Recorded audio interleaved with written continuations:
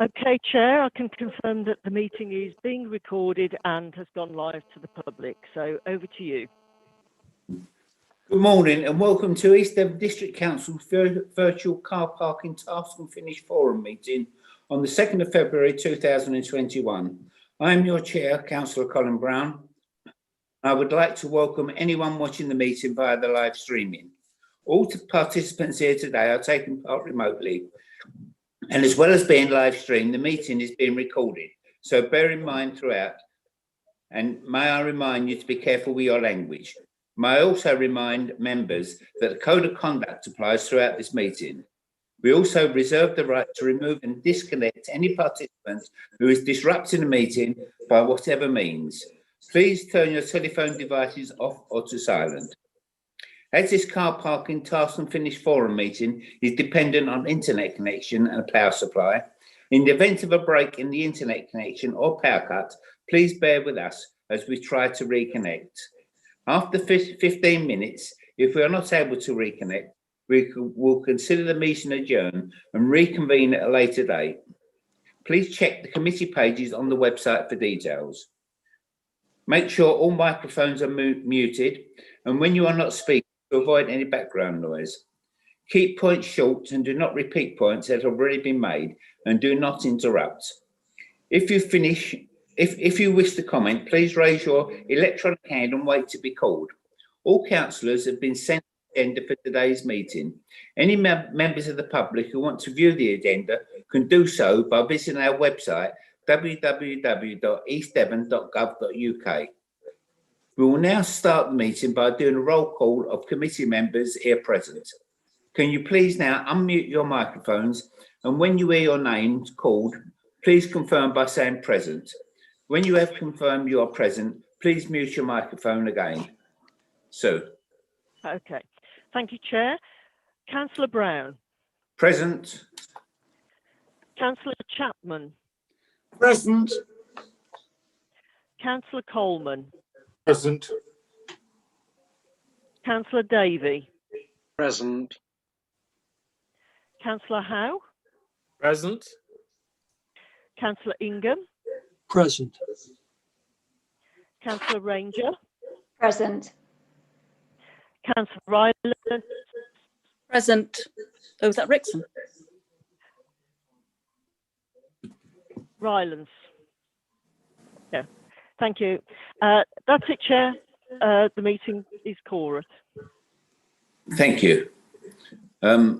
Public speakings, agenda item 1. And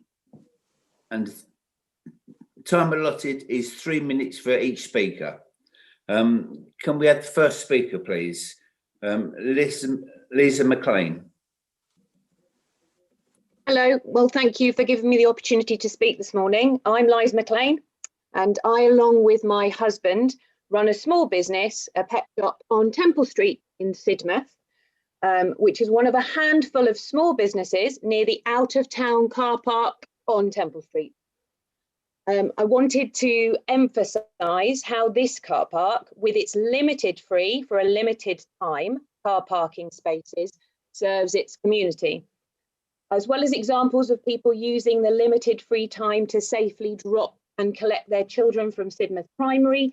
It also enables the customers of a handful of businesses who generally require a pop-in visit to do so. If charging was made in these circumstances, where there is no draw of town benefits and a simple quick stop is required, these businesses would be hugely impacted. Because there are generally quick stop-offs, people will then turn to other alternatives rather than pay for parking. For example, they'll go online or clog up the local residential roads, an option that's not available to those who don't want to park in the in-town car park.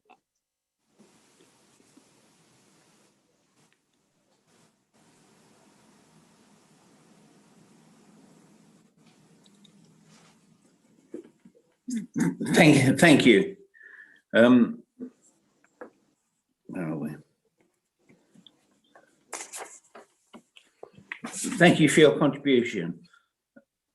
We will now put you back into the waiting room, and you are welcome to view the meeting live on the council's YouTube page. Thank you. Thank you.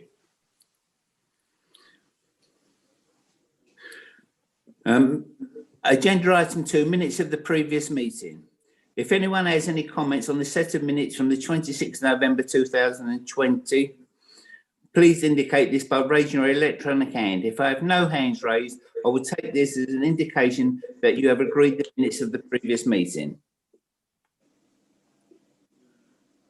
I can see no hands raised, so the minutes of the previous meeting are agreed.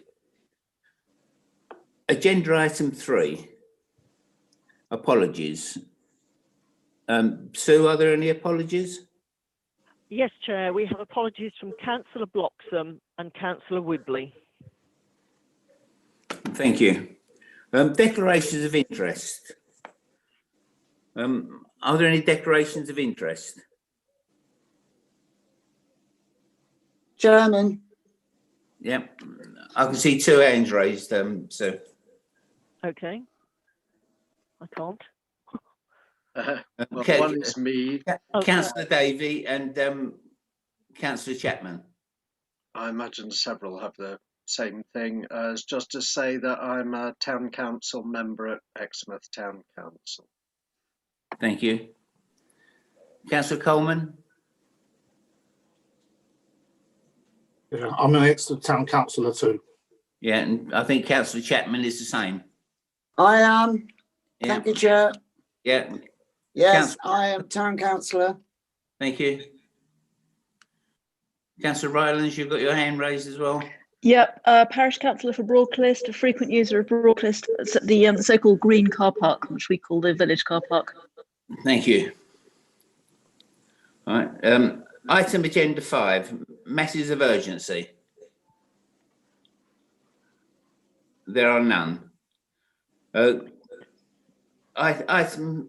Agenda item 6, confidential and exempt items. There are no confidential exempt items which officers recommend should be dealt with in this way. Agenda item 7, topics for discussion. There are a number of topics for discussion on the agenda which are outstanding strategy issues following previous discussions about the TaFF terms of reference. There are discussion papers on most of these items for today's meeting, and others will follow for the next meeting on the 11th of February. I'd like to move to the first topic, agenda item 7A, a revised policy for motorhomes and camper vans in EDT pay and display car parks. Andrew Ennis to introduce this meeting. Andrew. Good morning, Councillor Brown. Good morning, members. Can I just have a quick sound check? I've been having some IT problems this morning, which is not unusual. Can you hear me? Yes. Yes. Marvellous. Okay. May I take my discussion paper that I presented on the agenda as kind of read, but I'll just trot through it very briefly by way of introduction. I think in terms of context, I'd suggested to members whether they would like officers to crack on and introduce a new policy for motorhomes and camper vans. And I think the overwhelming feeling of members of this TaFF was you wanted it back to have a discussion. So what I've presented is kind of my thoughts about where we've got to and where I think we could go next. So I think it's given that we are seeing an awful lot more camper vans and motorhomes on the highway, and they are appearing locally in our public car parks. Policy we're currently working with was set by this council some 5 or nearly 6 years ago now. And that said, look, we used to say you can't sleep overnight in motorhomes. That wasn't actually particularly easy to enforce. So the policy we got to was saying, really, you can't park your motorhome in our car parks between 10 p.m. and 8 o'clock the following morning. That's now, I think, perhaps a little restrictive for various reasons. I think the sentiments were that it would protect existing campsite businesses who were already available and doing this properly. and that this council didn't at that stage want to get into this business at all of offering pitches for campervans and motorhomes, so that policy was born and has stuck fast for 5 or 6 years, with one exception now. This is the, I think, reasonably well-known so-called Exmouth pilot, where we have tentatively been offering limited options for motorhomes and campervans to stay overnight. At the moment, they're allowed to stay overnight in Mare Road car park, and if you've got a relatively small camper van based on a sort of typical short wheelbase van, something like the Volkswagen T5 or a Ford Transit, then you can probably fit in one of the bays at Queen's Drive Echelon, which has also proved popular, not least I think because of direct seafront location and the sea views. For the first 2 summers of the pilot, we also offered campervans and motorhomes the opportunity to park in the Imperial Recreation Ground car park in Exmouth, which again has beautiful views across the estuary, and it was a victim of its own popularity, to be honest. I ended the trial at that site simply because we had so many complaints from other recreational users of the area and the water particularly. They were saying that we've got 15 or more campervans now, end to end. They're taking over. So if I want to go kite surfing or paddleboarding, I simply can't find anywhere to park. So in consultation with the town council, we ended that pilot. But apart from the conflicting demand, it was certainly successful. It certainly proved there was demand.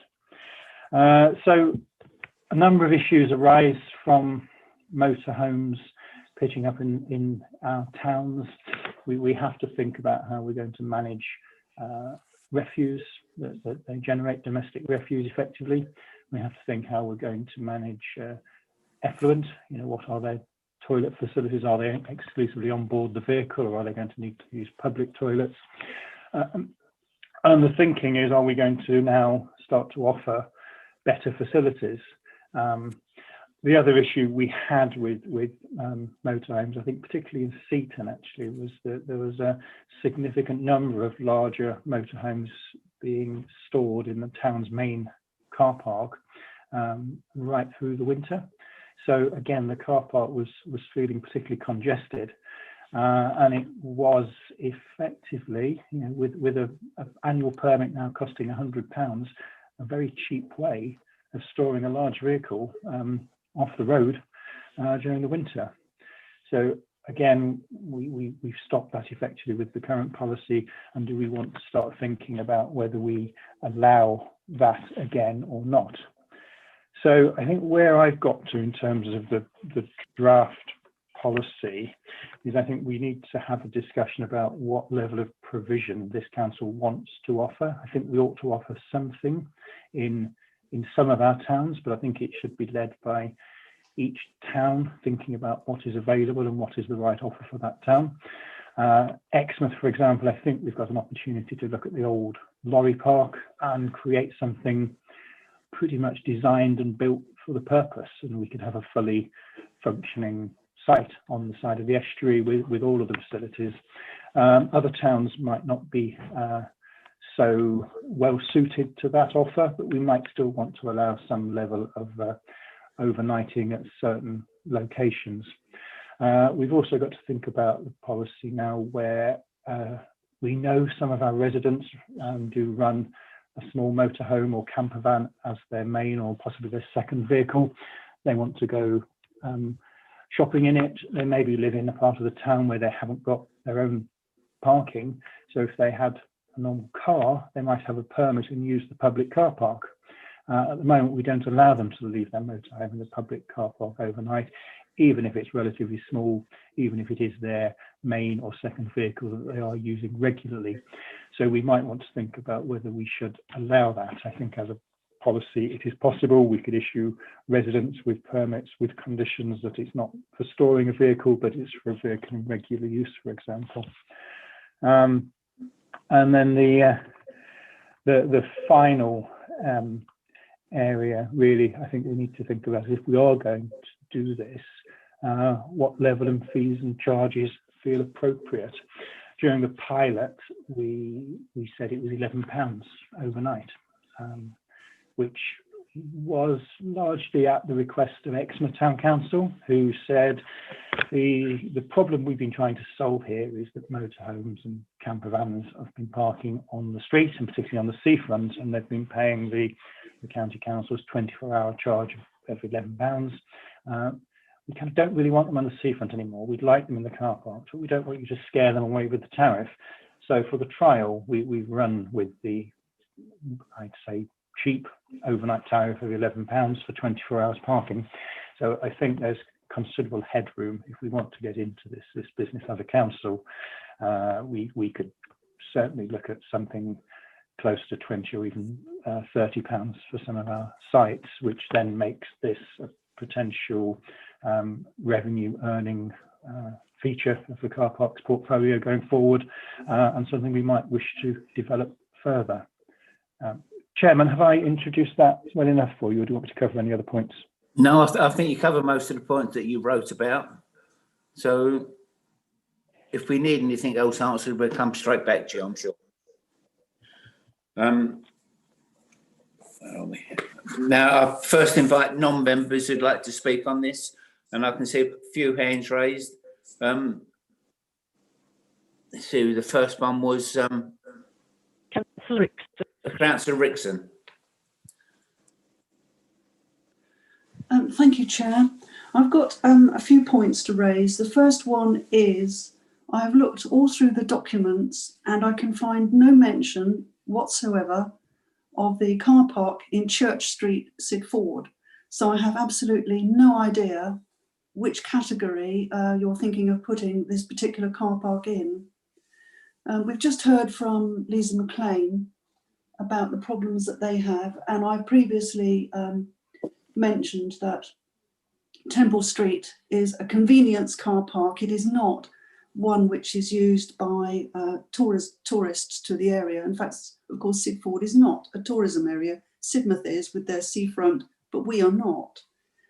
And I also pointed out back in 2019 that it didn't seem to make sense to raise the parking charge at the time by 150% in Church Street, Sidford. We've lost many, many businesses over the years, and I suspect a large proportion of this is the fact that you can just zoom up the road, go to Waitrose and park for free. In fact, the parking receipts in 2016-17 amounted to just 0.3% of all revenue at that time. I don't know what the figures are now because I haven't redone the analysis. So that's less than 50 pence per space per day. Temple Street, we've just heard, is also very necessary for short stay parking. We've got shops such as Sidmouth Pets, the laundry shop and Otto Vets. Free parking helps them, but now they've only got 11 spaces between them. And some of these, some of the spaces which have been taken and are now unavailable have been bought by people with second homes. So these spaces are empty apparently both day and night. So of course, permit parking is now resulting in more parking problems for customers and local residents, which is the law of unintended consequences. With regard to Temple Street, and I know you would say, well, people should be walking and cycling more, but it's very difficult to walk when you're trying to, or cycle a long distance, when you're trying to carry bags of dog food, cat litter or laundry. And you certainly wouldn't be able to take a cat basket with you to go to the vets. All that increasing pay and display means that more people will take a chance, as they already do in Sidford at Church Street.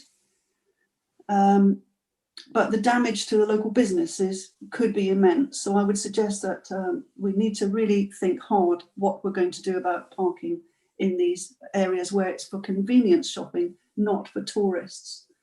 And I think there was a proposal before of residential parking, and all that will do is feed into the growing resentment from residents who feel they're being expected to pay more and more in council tax, but they're getting less and less. Somehow we need to have more imaginative thinking. to help the local businesses. Thank you very much. Thank you. My thing's going down. Councillor Rylance is next, Chair. Yeah, thank you. It just I'm all not. I'm a committee member though. Oh, sorry, yes. Councillor Rowland, beg your pardon. Thank you, Chair. Good morning, everybody. I wanted to talk about the camper vans and motorhomes subject that Andrew just spoke about. It's a really difficult subject to get the right balance on, isn't it? Because on the one hand, we obviously want to attract more tourists into our area in view of being a very heavily tourist-driven economy. And on the other hand, I wouldn't like to think that we're providing the sort of facilities and charging which might actually undercut many other businesses that provide the full facilities in our area. Excuse me, and there are many of them that do provide the full facilities that are needed to accommodate people that use camper vans and particularly motorhomes. I think for what's being spoken about, and I can talk about Seaton, there is a thought from the town council, and I attended their town council meeting last night, although I'm no longer a town councillor. And there is a strong feeling from the town council that they do want to see one of the existing car parks used to accommodate camper vans and motorhomes. But the problem is there are no proper facilities. There's no water supply, electricity supply. You then have the problem about the waste that's produced as well. So I wish I could come up with an easy solution to this, but I don't think there is one, because as I said right at the very beginning, I think on the one hand, we obviously want to attract additional tourists into our area, and with the current issues that there are with the pandemic, no doubt more people will be looking to take their holidays within this country and using or purchasing now these sort of vehicles.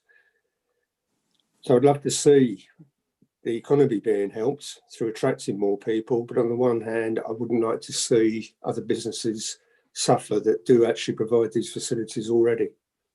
Thank you, Chair. Thank you. I can see no other non-committee members with their hands raised. I'll go to the committee. The first one is Councillor Ellen Rylance. Thank you, Chair. So as you probably expect, I've got questions, many questions. So my first comment is that, comparing what we offer in East Devon to what's available in Brittany, say, which is where our twin village is in Broadclist, we're woefully behind on the sort of whole air type, facing the sea, easily accessible accommodation for camper vans stakes. So one of my first questions is to echo really what Councillor Rowland just said, which is about sanitation. If we're effectively becoming an overnight camping site, then we need to offer proper sanitation. I'm not a camper vanner, but I understand that people need somewhere to sluice out their loo, like tank. So in France, there's often a place like that on the edge of a town or on the edge of a settlement where anybody who's got a camper van can go and sluice out their effluent at a place that actually is the best for us. And I understand that at the moment, people are using the public loos for this job, and it's clearly not appropriate at all. So if we are going to start offering overnight accommodation and possibly longer term overnight accommodation to camper vanners, that's really something that we need to consider. What people are going to do with their effluent if they're using the toilet in the night in their camper van. The other thing that I wanted to talk about really was showers. In France, if we were really going to become an open for business, facing the sea, a camper van site, then we need really to be offering some form of showering. People are going to be in the sea all day. They're going to need to rinse off seawater and sand. So we need to consider what people are going to do about that. Seaside resorts in France tend to have cold showers right on the seafront where you just sluice off the sand and salt before going home. clearly we're not financed in the same way as lots of French municipalities, but that could be something we could consider. My third question is about fire safety. Now, again, I'm not a camper van, but I do understand that you're supposed to leave a good camper van width between each camper van in order to stop fire from spreading if one breaks out in a camper van. How would we enforce that? How would we police that? And more broadly, I suppose, how would we collect camping fees for overnight camping? My fourth question is about, if we're trying to encourage longer stays, what do people do with their camper vans during the day? Alternatively, are we happy to dedicate a campsite to like full-time camper van accommodation for a section of the year? Because that would be that's what we're looking at, really. Because if people are staying for several nights, they're not going to want to move their camper van in the daytime. My fifth question is about what residents do with their larger camper vans, assuming that they do get the exemption for being able to go to the shops in their smaller camp. I mean, realistically, it's not going to be large camper vans they're going to the shops in. So, you know, I know people who've got a camper van as their second vehicle, but it's usually minivan-sized vehicles. It's not large wheelbase things. What are people going to be doing with their camper vans? Are we able to offer an inland facility for parking up residents' camper vans? So that you know, they're not being left in unsuitable places, and we could potentially, you know, offer this as a facility for residents on a sort of over the winter sort of thing, overwintering facility. I think that's about it. I did have some other questions, but I think other people have asked them already. Thank you. Thank you. Councillor Maddie Chapman. Thank you, Chair. Yes. Now, Exmouth Town's car parking TaFF has not met for a year, so you haven't had any feedback from what has been going on there from the residents, apart from what Andrew Ellis has found out. I have asked on numerous occasions costings across Devon. What do the campsites cost? And what about other towns, Teignmouth, Dawlish, places like that? What are they charging? Now, this is the problem we've got now. We went through, when we started this car parking TaFF, you know, village by village, etc., across, so that we could sort out what is happening, etc. And we haven't got a shopping car park. And so to elect permit holders and camper vans and residents park in a shopping car park means that you haven't got anyone there to go to businesses. I'm sorry, I'm getting nuisance calls like mad at the moment. Do excuse me.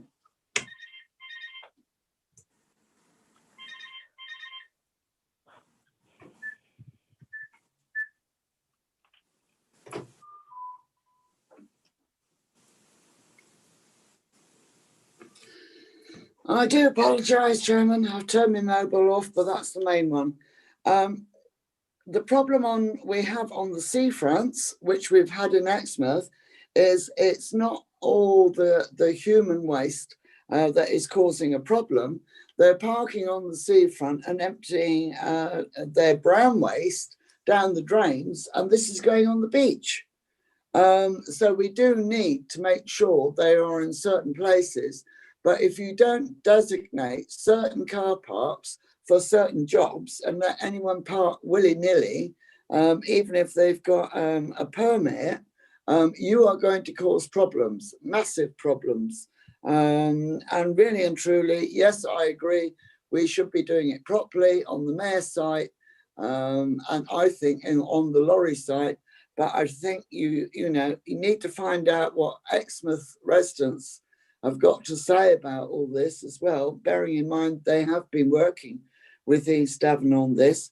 But I would like to know from Andrew Ennis what the costings across Devon and other campsites are, because from what I hear, a lot of them are coming down to our coast because they can sit on the seafront. They're putting barbecues on the pavement, which impedes cyclists and walkers alike. and they're just emptying their rubbish where they think they will. They're not recycling properly, and they're making a mess. And for £11, you know, that to me is very cheap. So you can't service them properly or pay for staff to monitor them if you're charging such a small rate. So I don't think they should be allowed to park on the main seafront parking spaces. Thank you, Chair. Thank you. I think there's a number of questions that need to be answered, which I've got some notes on, so we go back to those in a minute. Councillor Ollie Davey. Thank you, Chair. Yeah, just to follow on from what Councillor Chapman said, I quite agree. We do have a problem in Exmouth with the seafront, and I think the idea would be to stop the parking on the seafront and divert those camper van owners to some sort of air-style camping facilities. I mean, I take the point that it does need facilities. And that would be an investment for the council. I think we'd need toilets and chemical toilet disposal and some kind of rubbish facility, preferably recycling, so that people could separate out their glass tins and so on. In terms of charging, perhaps we should charge more than the going rate in most local campsites, so that people pay a premium for staying in the town centre. As a camper van owner myself, I'd actually be quite prepared to do that for the ability to stay in a town centre. I have spotted a bit of an anomaly in the report from Andrew, which otherwise I agree with many of the suggestions. But I have a small camper van, but it's based on a people carrier. So I would not be allowed to park overnight in one of our car parks, but somebody with a people carrier, which actually can be converted for overnight sleeping just by putting the seats down, they would be allowed to park. So you could have two identical vans, one of which is allowed to park and the other of which is not, which is, I can understand, causes some resentment. I will also say I have a local resident who's been in touch with me several times with regard to this. His main vehicle is a small size camper van based on a Ford Transit, and he's unable to park overnight in the car parks, but a tradesman's van of a similar size is able to park overnight. So we need to ensure that we don't create anomalies here where identical vehicles are discriminated against simply because one has a facility for overnight sleeping. Obviously, we don't want to encourage overnight sleeping, and I think we should keep that provision even if it's difficult to enforce. Thank you. Councillor Mike Howe. Oh no, sorry. Councillor Coleman next. Sorry. Hello. Yeah, I also think we should welcome camper vans, and I also, speakers got interest here. I've got a small camper van, but I very rarely use it as a camper van. I just use it as an ordinary car. But I think we should encourage people to visit our area of camper vans. A lot of people do find this a good way of going on holiday. I do think that the £11 on the seafront perhaps is too good a deal, and I agree with Barry Chapman about some of the issues he raised. I think we need to work with East Devon or Devon County Council to see if they could raise the charges on the seafront. I think there are several reasons for doing that. That £11 a day or £11 for 24 hours is very, very cheap for parking on Exeter seafront. I think it should be at least double, and I think the problem would, if that was to happen, I think lots of the problem would go away. Could I also suggest how easy would it be to convert public, following what Eleanor suggested, how easy would you convert public toilets to make them suitable for camper vans? I would have thought that would be terribly difficult to sort of upgrade public toilets to have places where they could possibly dispose of camper van waste. That suggests it means might have pick car parks with existing toilets might work well to allow parking camper vans, but I do believe we need to work with Devon County Council and a new climate change to get them to raise the cost of car parks on the seafront. I think it's for somebody offload. So I think if that was to happen, I think some of the problems of getting Exmouth would just go away. But I do like the idea of the municipal sites like they have in France, and Alan was suggesting. I think there's something like that's long overdue in this country. Thank you. Okay.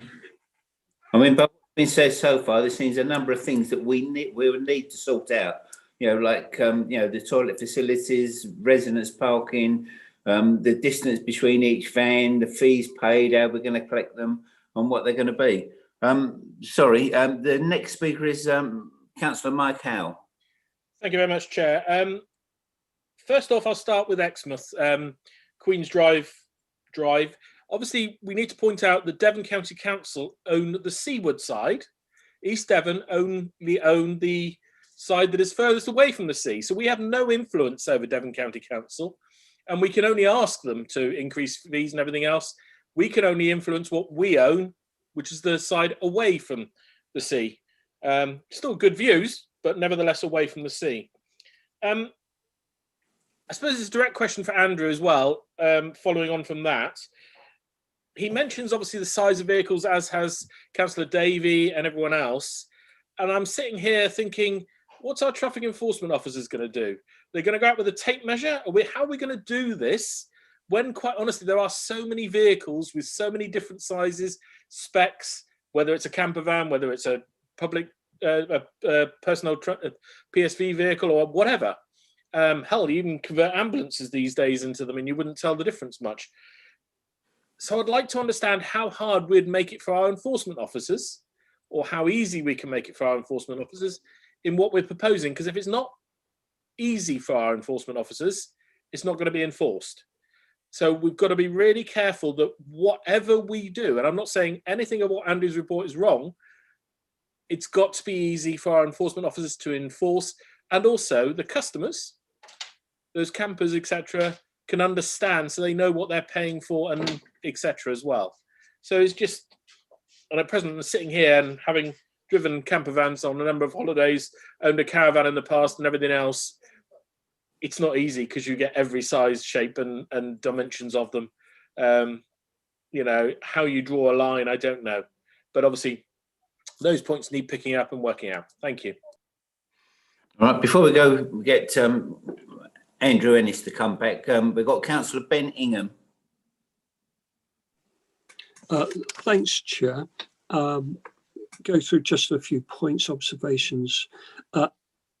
I think it's important, if we can, we work with two different groups. One, of course, we'd be expected to, which is Devon County Council.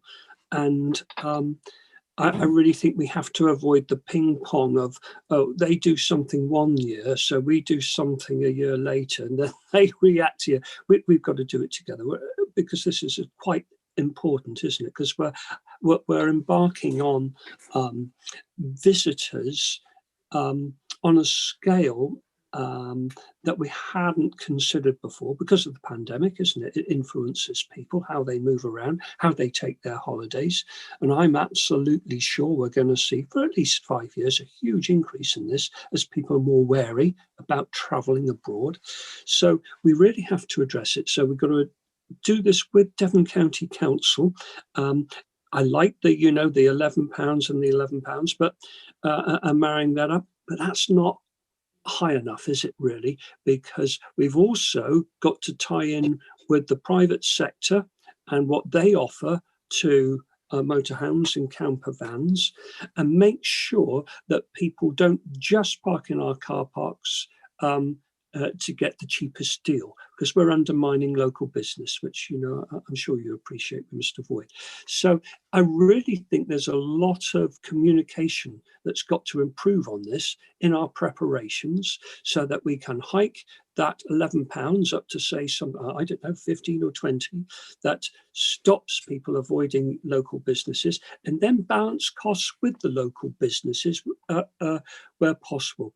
I'd also say with if we can allow camper vans to park inland with permits, you could say, if you're only using your camper van in the summer and you need somewhere to park, you park it in a East Devon, camper van park, and it's far more affordable, and you know they'll be safe, or safer than anywhere else. And that encourages them to take a safer option and come off the roads, and for us to make money out of it. Just an idea. And also, I appreciate what Councillor Davies said. You know, what if it's your only vehicle?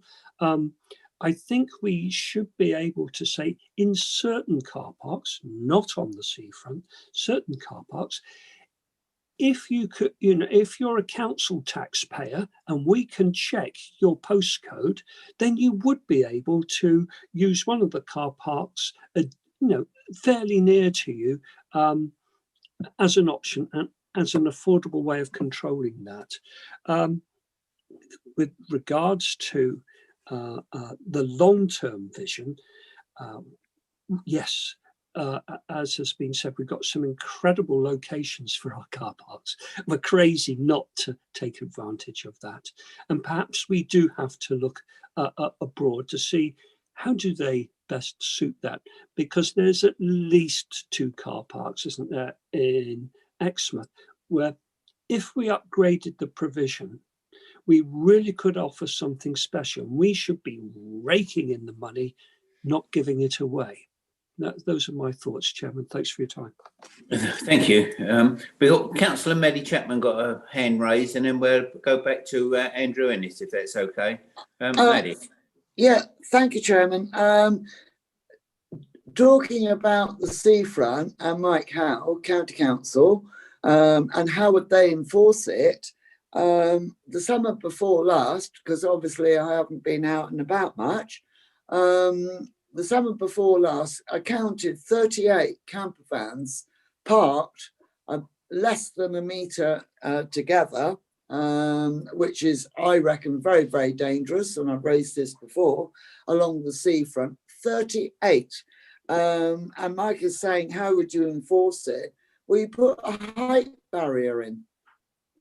And so, if you can't get along to park on the seafront because of the height barrier, and you can't put your brown waste down the drain, then you'd have to go to the Mayor car park, which I think is quite good. And I have been told that Devon and Cornwall, a lot of these car parks near the seafront, not on it, near the seafront, are charging up to £30 a night.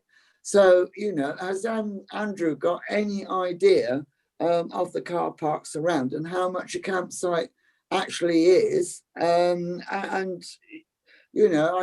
is annoying the residents if you've got elderly parents and you want to take them down to the seafront. You can't get in because people are barbecuing on the pavement and taking up all the parking spaces. Thank you, Chair. Thank you.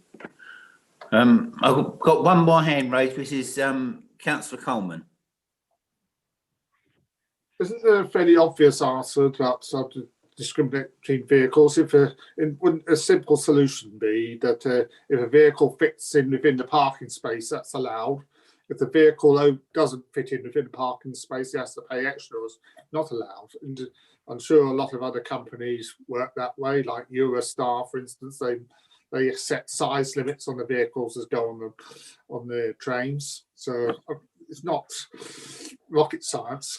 Couldn't you just set it just based on parking space size?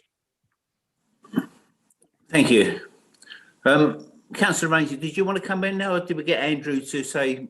Just a really quick point. I think what Councillor Coleman has just said, I think it's already the case, is it not, that if your vehicle overspills a standard parking bay, so if your vehicle takes up a bay and a half, I think you already can receive an enforcement notice. I think that's correct, but I'm happy to be corrected on that. So I think that would be a simple solution. If your van fits in a regular car parking space, that would be fine.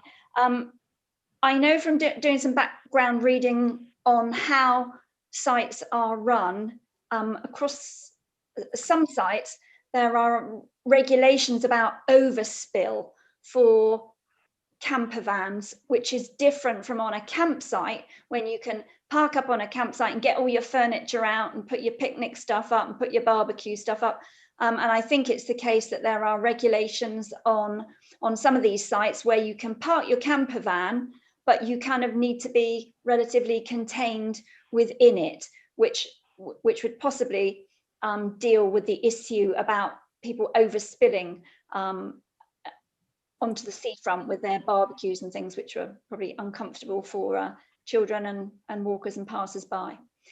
So yeah, that's my point for the moment. Thank you. Thank you. Andrew, would you like to come back on some of the questions that have come up, regarding fees and toilets and residential parking and the gaps between and various pieces? Yes, Chair. I tried to make some notes as I went through, so I will try and address them point by point. Councillor Rickson's first point on the car parks in Sidmouth. Can we come back to that under the next item? Because that wasn't specifically about motorhomes. Is that okay, yeah. Chair? Yeah, that's fine. Okay.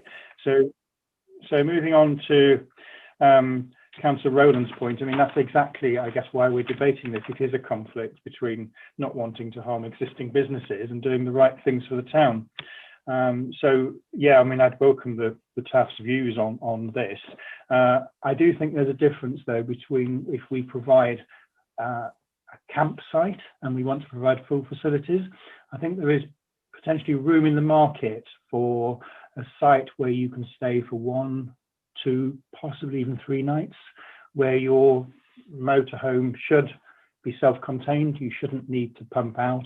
You should be able to then go off to your destination campsite to do all those things.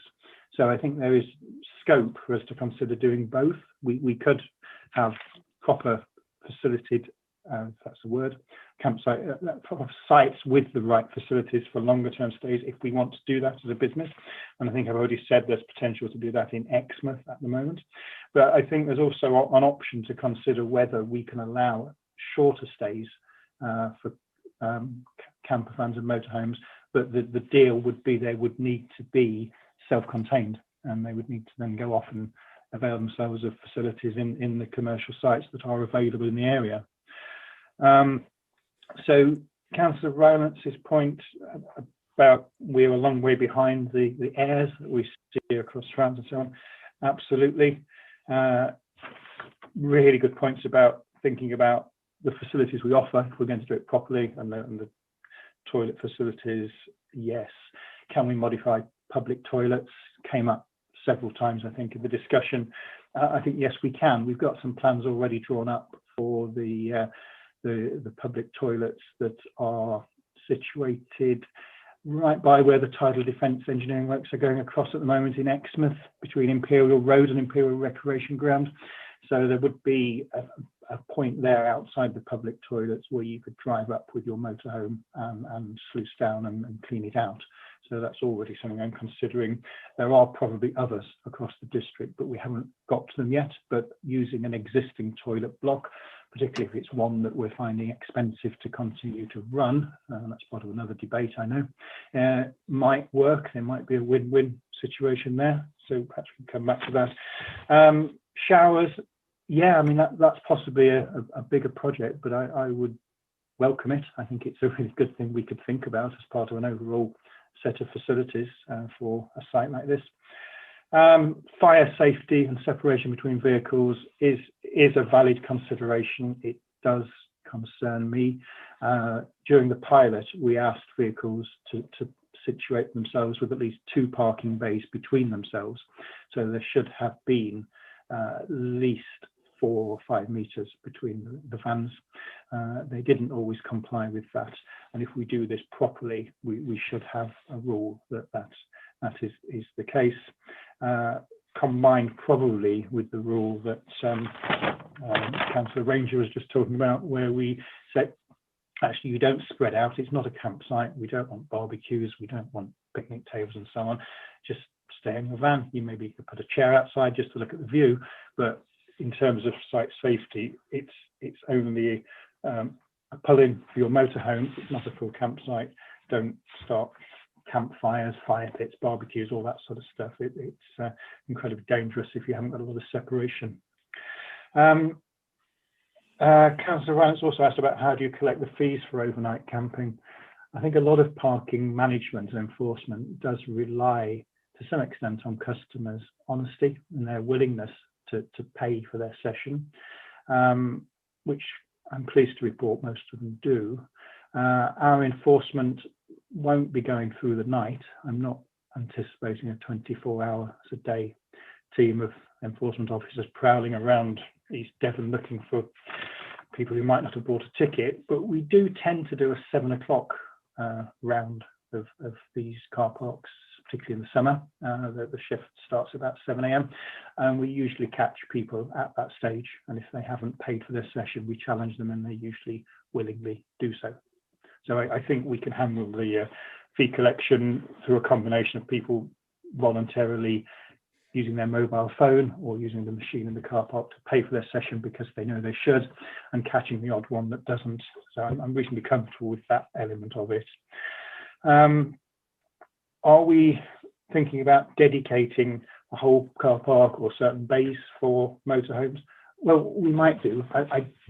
I actually don't know what's exactly the right thing to do, and I think it is, as I said at the beginning, town by town and car park by car park.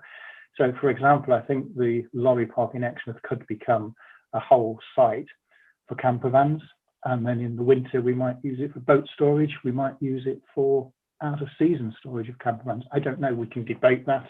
It would have to go through a planning application process, so there'd be extensive consultation anyway. But there is certainly room for debate. With other car parks, for sure, we welcome people in camper vans and motorhomes as visitors to our towns during the day. What's more problematic is overnight. Where do we put you? I think in some towns we could have now a motorhome area within a car park, one of the larger car parks. In other towns, I can't see how it would work at the moment. I think you might just have to have a flexible policy where if someone turned up, say, in Axminster and wanted to stay overnight, we could keep the rules that we have at the moment and say, no, I'm sorry, we don't have that facility. Or we could say we've got a flexible arrangement where you can stay for 1 or 2 nights and you simply pay for the number of bays that you occupy. Again, as I think it was Councillor Ranger, or maybe not, one of the members anyway said that we already do that, and we do. We expect you to pay for the number of parking bays that you use. We will, in a gentle way, but we will enforce that if someone is taking up 2 or even more than that bays with a large vehicle and they haven't bought 2 sessions. We ask them to pay for the 2nd or 3rd session. So that's already happening. Really interesting debate. I would welcome your steer on, members, is whether we want to go into the business of providing storage for people's motorhomes. I've kind of always felt that I've been steered that we don't as a council. My personal view is it's probably something we could leave to the private sector. Don't think we need to do it.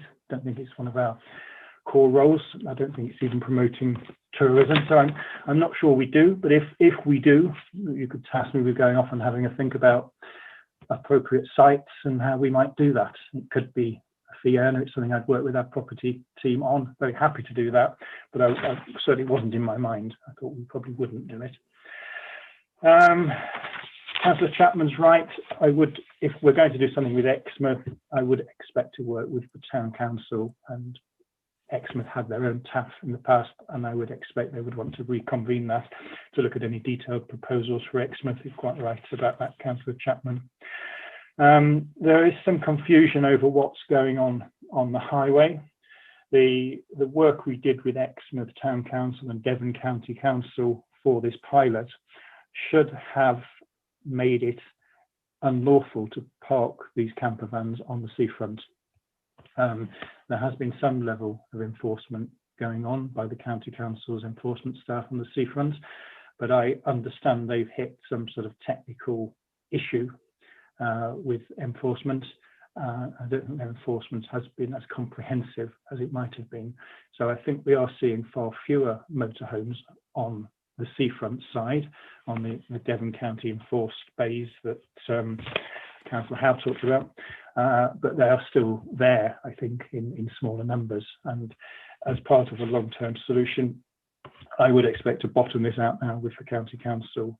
So if we are going to say, actually, you can't park overnight here on the highway anymore, I would want for their part an effective enforcement regime to make sure that is the case, because I know it does raise tensions locally.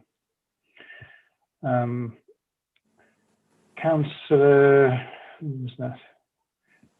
Oh, there was a point on whether we wanted to charge a premium rate for the better spaces. It was Councillor Davey, wasn't it? A higher rate for the town centre spaces for motorhomes. And I think there is a debate to be had there. I think I said in the introduction, we may take a view that our spaces are perhaps worth £20 or even £30 a night to customers. We probably don't want to be overwhelmed with numbers. So it is very much a case of doing some further work on what is an appropriate pricing structure if we're going to go ahead with this. Slightly out of turn, but again, picking up the point that Councillor Chapman made about how much do other local authorities and other campsites charge. I have tried to do some work on this, and it isn't a straightforward tariff. There's an awful lot of people in this business and local authorities now getting into this area. It was actually quite difficult last summer to get sensible prices, because they went from not really being open to being fully booked and no availability almost overnight. But I've got an inkling from different sources that it's something between 15 and 35 pounds a night seems to be the going rate. Now, many of you members have your own motorhomes, and you may call me on that. And I think if we're going to do it properly again this year, we need to do a little bit more research on what the current market is. I suspect the prices are going up rather than down. I think popularity of our area is going to be high this year. I think the private sector will be quite good at adjusting to meet demand and to manage demand. So I think there is a significant amount of headroom between the £11 charge we currently have and what we could charge reasonably. And again, I'd welcome the steer from the TaFF on that. But for the time being, I acknowledge we do need to do a little bit more research to get that absolutely right. We got to again, Councillor Davey, you're right. It is an anomaly of the present policy that a vehicle with exactly the same wheelbase and dimensions that's been converted for providing accommodation is prohibited from parking overnight. That's been the policy since 2015, and it was the reality check, I suppose, to say it's actually really hard to prove that someone's sleeping in a vehicle. It creates an enforcement situation, and the view was, let's just ban them. Now, that's been a bit of a blunt instrument for the reasons I've alluded to and we've just heard in the debate. So I think we should be more careful.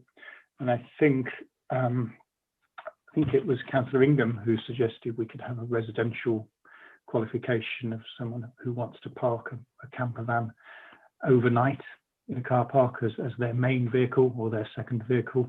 And if it's a resident who is clearly parking in a car park close to their home in an area where they clearly haven't got their own driveway, I think that is a reasonable policy. We could adopt that and have a small number of residents who need this facility.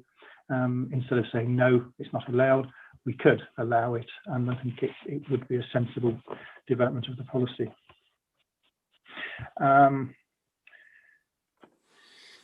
looking through Councillor Coleman's point, you very sensibly said about the dimensions of vehicle. It is about fitting into parking bays, and that's exactly how they do it.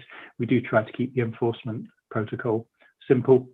And for example, on Queen's Drive Echelon, the only vans that have had parking tickets this last couple of years in the trial have been those ones that clearly overhang onto the carriageway. So they're not within the parking bay. They're clearly way over 5 metres, which was the dimension we specified in the order, because we knew that was the size of the bay. So the enforcement process is very straightforward, and it is, if you don't fit in the bay, you overhang it, then you do get a penalty.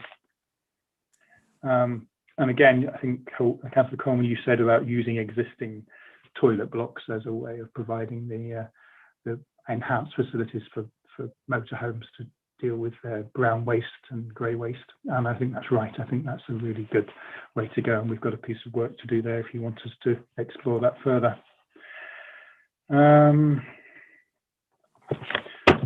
What else have I got? What else have I got?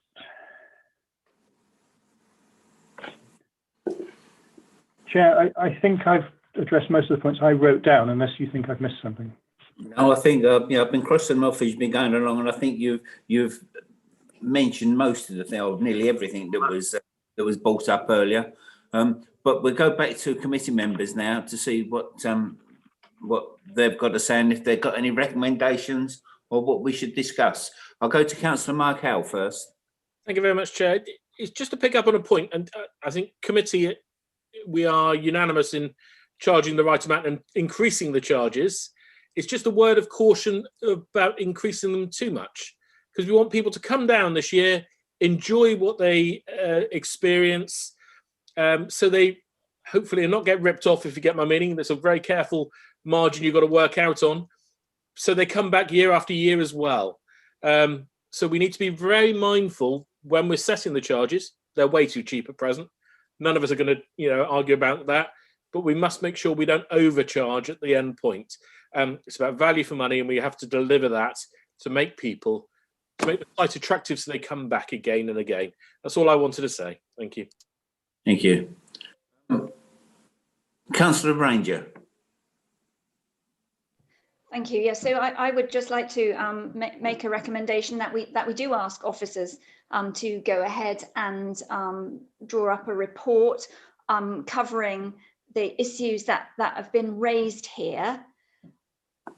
I think the winter storage issue, I did think it was a good idea, but actually thinking about it, I know there's a residential road near us where people started to park their camper vans. There is no security. And of course, then it became, then one got stolen, because people realized that here was an area where lots of people park their vans away from houses, and because there was no, obviously, security. So I think it kind of slightly annoys me that people buy camper vans, especially large camper vans, without giving any thought to where they're going to park it, and then take up 3 spaces on a residential road, so that ordinary people can't park their cars. That winds me up slightly. And then they complain that there's no car parking, and can we dig all the gardens up? And just a word of caution, I'm not really a caravanner, or I haven't holidayed in a camper van, but I just wonder culturally, when we're over the pandemic, whether culturally, there will be more. It's a novelty at the moment to go out in your camper van, and we had that fantastic summer. What better summer to start your new experience of life in a camper van? But I just wonder, when we do get back, and we will get back to holidays abroad, and people will start flying all over the shop and arrive in their all-inclusive holidays, whether the novelty will wear off. I mean, I don't know, but I just have a word of caution about investing too much in big facilities. But perhaps I don't understand the market well enough. But I think like the dog situation, everybody's got a dog now. I expect we'll have a backlash of dogs that need rehoming soon. And I just wonder if in a year or two, we will have a market flooded with camper vans that were a joy, and now the novelty has worn off. Thank you. Thank you. Before we go to the next speaker, we have a recommendation. Do we have a seconder for Councillor Range's recommendation? Yes, Chair, I'll second. Thank you. Councillor Ingham, you was the next hand raised. Chairman, I don't mean to be flippant, but I think we should go on a camper van journey. In other words, let's not try and solve everything straight away. That's how you make mistakes, knee-jerk reactions. There's so many opportunities we've just gone through over, the last hour we've been chatting about this. Some of them, let's break them up. There's some that we can start with fairly quickly. There's some we can start discussing with, say, Devon County Council or whatever local businesses fairly quickly. Others we have to research and find out. And what I'd like us to do is to ask Andrew and his team to really research what we've been discussing, then come back to us and say, look, these are ones we could do straight away if you think they're worth it. These ones, we can start looking at them and execute them maybe 18 months, 2 years' time. The other ones, they're great ideas, but we really have to know what we're doing before we invest money. And I think that's what council taxpayers would approve of. I get what Val said. You know, let's not overreact too quickly. She may be right. That's why we need to do these things so that we can adjust them in 2 years' time if we overreacted. And so we do a series of steps in control, not wasting money, but with grand ideas of how in the long term we can make quite a bit of money from this on behalf of our residents. Thanks, Chair. Yeah, well, I think Andrew can incorporate that into the report he's going to do if this recommendation gets approved. Thank you. Councillor Davey. Thank you, Chair. Yeah, just to echo what Councillor Ingham has said, yeah, we certainly don't want to rush into anything, but I think to modify an existing toilet block, just possibly adding some showers at some stage, but certainly putting in a chemical toilet disposal, I don't think would be particularly difficult. On charging, I've just looked up a local campsite in Exmouth, and they charge from £14 to £18 a night, which, as far as I'm concerned, is dirt cheap actually. And £11 a night to park on the seafront, I would regard as an absolute bargain. Most places I go with my camper van, and it is only a small one, I don't require electric hookup. It's around about £20 a night I expect to pay. Much more than 20, I feel as though I'm paying a lot, but if it's a nice site, I'm prepared to do that. So I think we should be looking at a minimum of £20 a night for the privilege of being able to park near a town centre and with some facilities nearby.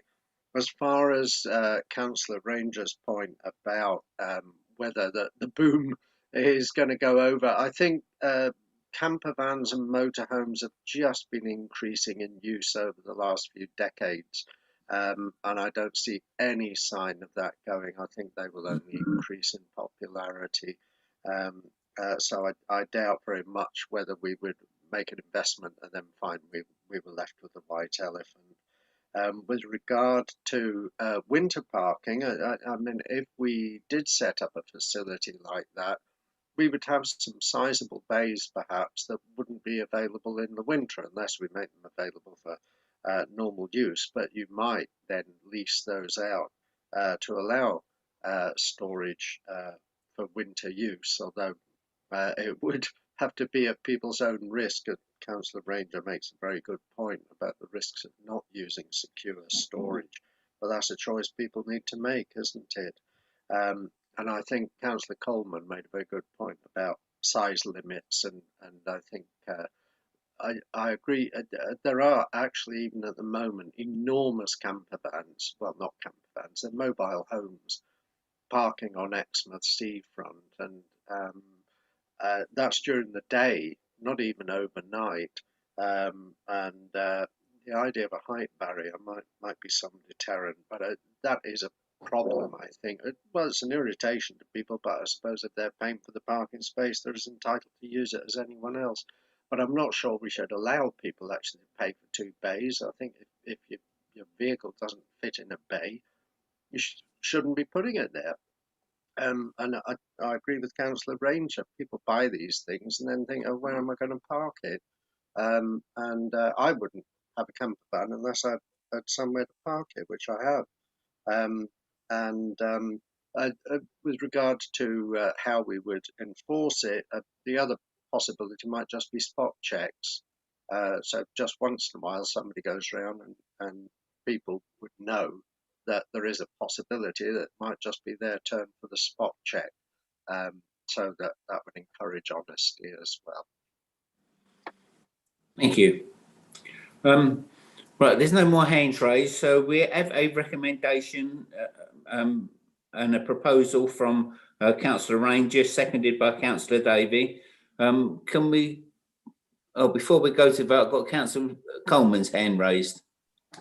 Yeah, I was just going to say, I suppose that there could be just, I did say this earlier to the point, but shouldn't just go regulate by the size of the vehicle rather than the use of the vehicle. The point, are we going to consider changing that? So at the moment we have this strange anomaly where we have vehicles of 2 different uses, one which is okay and one isn't. I think the limits ought to be just based on the size of the vehicle, not on what the vehicle's used for. Yeah. Make the whole parking system and the counting system a lot simpler. Thank you. Right, like I said, we have a recommendation that's been proposed and seconded. Can we go to a vote on it? And due to the recent changes made by Zoom, voting can no longer be done by committee members using the green or the red no buttons. At the bottom of the position, participants, God, I've got my teeth caught up there, because the function has been removed on some devices. Committee members, can you raise your electronic hands in the following order? Members voting for the proposal.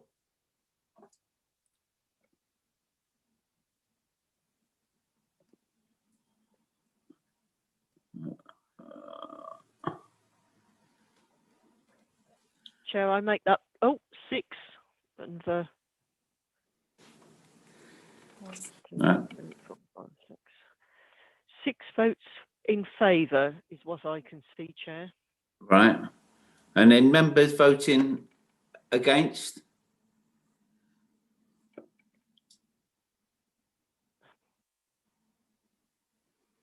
There's no members voting against that I can see.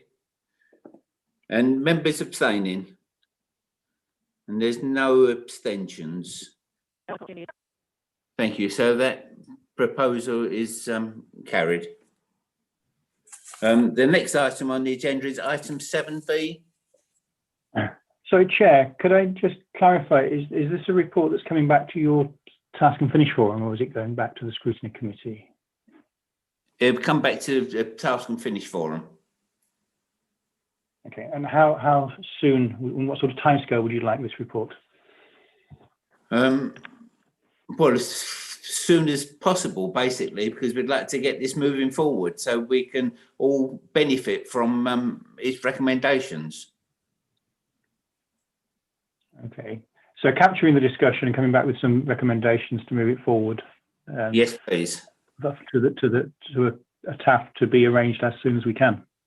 That's right. I mean, there is one arranged for the 11th, but I mean, it won't be back by then. But you know, as soon as we can, for probably next month, be appreciated, because it's something we want to capitalise on for the summer period. I think there are things that we can do this summer for sure. Yes, so I'll get that ready. Councillor Rowland. Thanks, Chair. I realise I'm not a member of the forum, but wearing my finance portfolio hat, I'm just intrigued to know whether you're trying to tie this in so that it starts with effect from the start of the new financial year as well, any increases. So perhaps that ought to be the driver of when Andrew can come up with his report, so you can make recommendations through for the appropriate council to consider. Because bearing in mind, we've got full council on the 24th of February, where it's trying to sign off the budget and revenue reports for the next financial year. Yeah, I think it would be wishful thinking to try and get that done for the 24th of February, but we can get it done as soon as possible and try and get recommendations into full council at the earliest possible date. Chair, can I just add, if it helps, the process of increasing fees and charges in car parks is a statutory one that has to be a consultation advertising period. So even if you made a decision on a date, it's probably, with the best of the world, going to be about 12 or 13 weeks until we can actually implement that decision lawfully. Yeah, so if we can get something sorted out by March time, we can get it in there for June to catch most of the summer.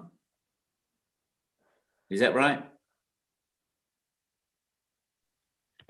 Yeah, that's exactly it. If I had a decision in March, 3 months later, we could then implement it. Yeah, thank you. Right, item 7B. Review the options and possible asset transfers for managing all car parks that do not generate any revenue income or operate at a net cost to EDDC. Andrew again.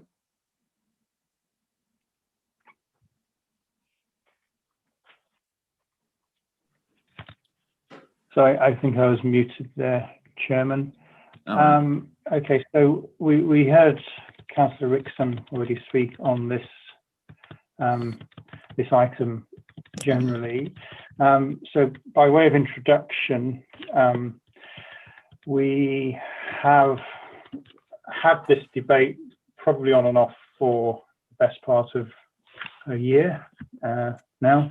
So I've been trying to think of ways in which I can present it that will help members perhaps group things together and get to some decision. So the grouping I've come up with at the moment, which I'm calling category 2 car parks, are those that really don't make us any money. They either cost us something or cost us very little. The car parks that Councillor Rickson spoke of, they don't quite make into this list, but they're not hugely profitable, so they could be in this list, is what I'm saying, Chairman. If you want to, we can work through all of the car parks. I've just tried to find some rationale that gives us a definitive group of sites to look at and try to make some decisions on. So it's a little bit arbitrary, and I think one of the facts to bear in mind is when we try to work through in a spreadsheet exactly what the cost of managing each of these individual car parking assets is, there is a group of costs that are direct. For example, when we resurface a car park with tarmac or we repair a boundary wall, it has a cost, and that cost does get apportioned to that specific car park. But there are a whole load of other costs that they just aren't specific to the car park. They're part of the council's overhead and the team's overhead in managing this group of 50 or 60 car parks. The way I've apportioned those costs, and for those that you were on the TaFF last year, there was some debate about this, but I've done it according to the number of spaces. So I've said in total in the portfolio we manage about, I think it's 5,200 spaces. So I grouped all these extra costs, these management and employment costs together, and divided them by the total number of spaces, and then apportioned them back into each car park according to how many spaces that car park has. Now, in some cases, big, busy car parks, it makes perfect sense, and it's a good way to apportion things. But there are a couple there, and I think I mentioned, for example, the Clifftop car park at Beerhead and the large Mayor Road car park in Exmouth. Neither of those earn a huge amount of money, although they do make a significant amount of revenue income, but compared to the size of the car park, they're not big earners, and they do figure in this list for that reason. So again, you might just take a view on whether this is an absolute list or just a list to help you debate and work through car park by car park what we should do with these. But I think that the parameters I was given by a number of members and to be fair, a number of previous portfolio holders as well, is that generally our car park portfolio ought to, I think the term might be, wash its own face. So each individual car park, my starting point for the sake of the debate is it should sustain itself. It should pay for itself and not cost the East Devon taxpayer money. So we could consider whether it's appropriate to impose charges for its use that at least balance out the cost of maintaining and managing that car park. Obviously, there will be a debate whether the community value of that car park is so great that it outweighs that consideration. Fully accept that might be the case. Then I think the debate for this council is whether these assets then become the subject of a consideration of an asset transfer, which I think is exactly where I left my previous discussions with the Church Street car park in Sidford that Councillor Rickson mentioned. We opened a discussion with the town council, and all sorts of life events have intervened over the last year, and that hasn't yet progressed. But we felt quite strongly that the Sidford car park might be an asset that was suitable for that consideration. But again, no further work has been done on it to date. So there may be others in that category, and I think probably at that stage it's appropriate to open it up back to you, Chair, to have a look at the list and have a think about how you'd like to work through them. All right, thank you. Are there any non-members who would like to speak on this? No. Members? Councillor Davey. Thanks, Chair. I wonder if we should be taking a little bit of a swings and roundabouts approach to this. So there are some car parks that don't appear to generate sufficient revenue, but there are probably other car parks that generate well over their nominal cost. And if the whole thing balances overall, we perhaps don't need to worry about something like Dolphin Street, Collerton, which has a slight shortfall, but also quite a substantial income.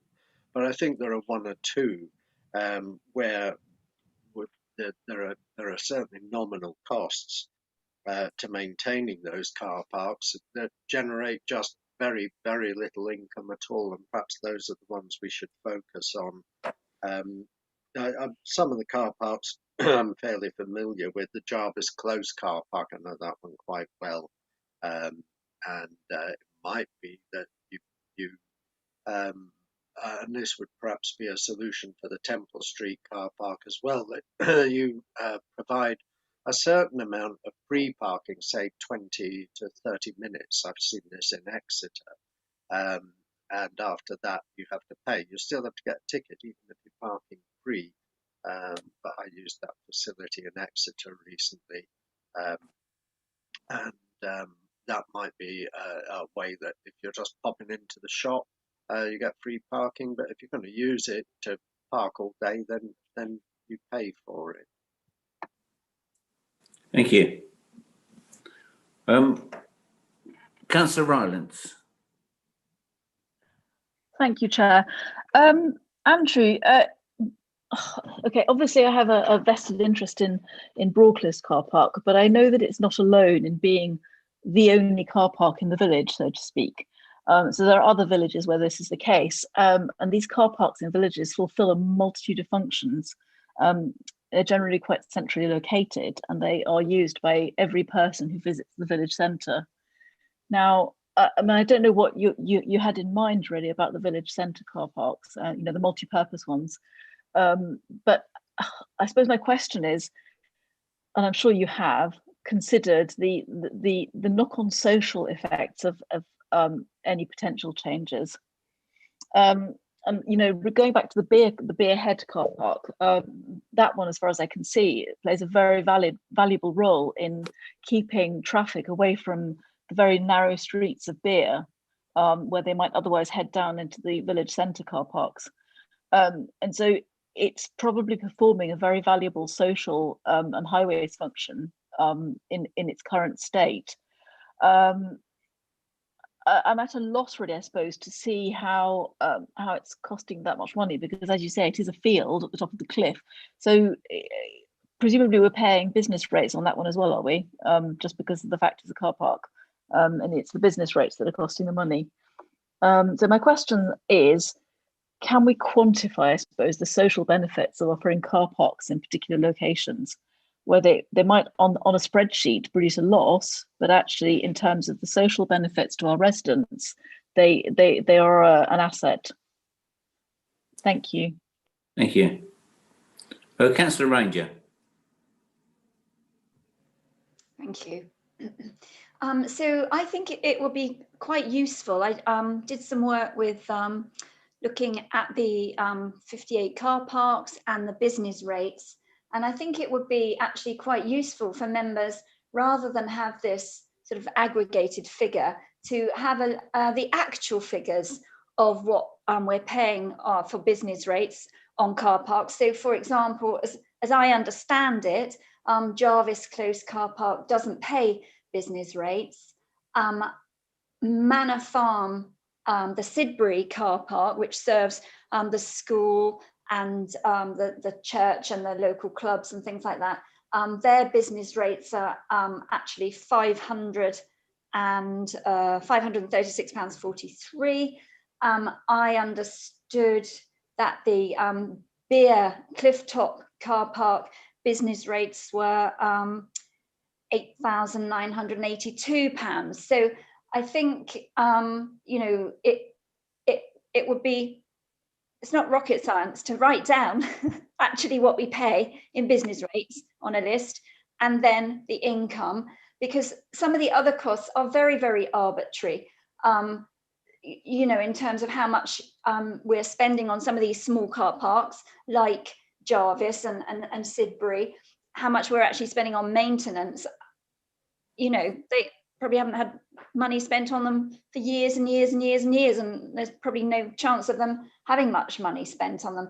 So where they are offering a really useful community benefit and social benefit, I think, you know, we went through this before with the previous TaFF, and we agreed as a group, I know it's a different membership now, that where it was serving the local community, you know, that was a benefit.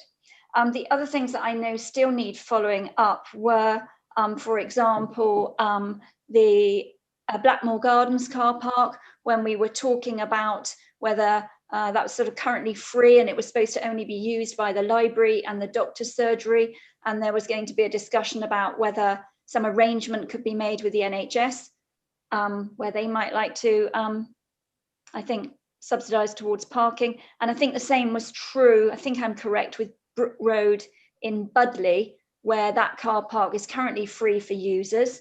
I think the town council pay quite a small amount to East Devon District Council for the lease.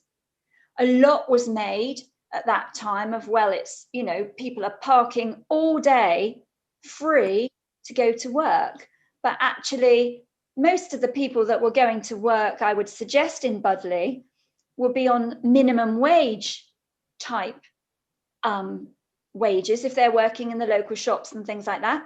Whereas we have, for example, you know, we have free parking for officers, some of whom are on over 100,000 a year. You know, they get free parking at East Devon District Council, and, you know, nobody bats an eye. So, you know, when we're running down workers for having the gall to park their cars all day free to go to work, I think we do need to be slightly mindful of the sort of salaries that people are earning. And if people are prepared to walk quite a long way into town from the car park, you know, I don't blame them. And I think if we don't support people on low incomes who are having to pay to park, they'll just start parking in the local roads and things like that. We certainly see that in Newton Pot, where it's absolutely congested. I know I've been accused of being parochial, but I don't think that was the case at all on the last TaFF when we looked at lots of the smaller car parks that offered a community benefit. We did not only defend our own patch, each of us recognised that across the area there are certain car parks that offer community and social benefit. So so I'd like to see the accurate figures on what we pay on business rates and the running costs of car parks to make decisions.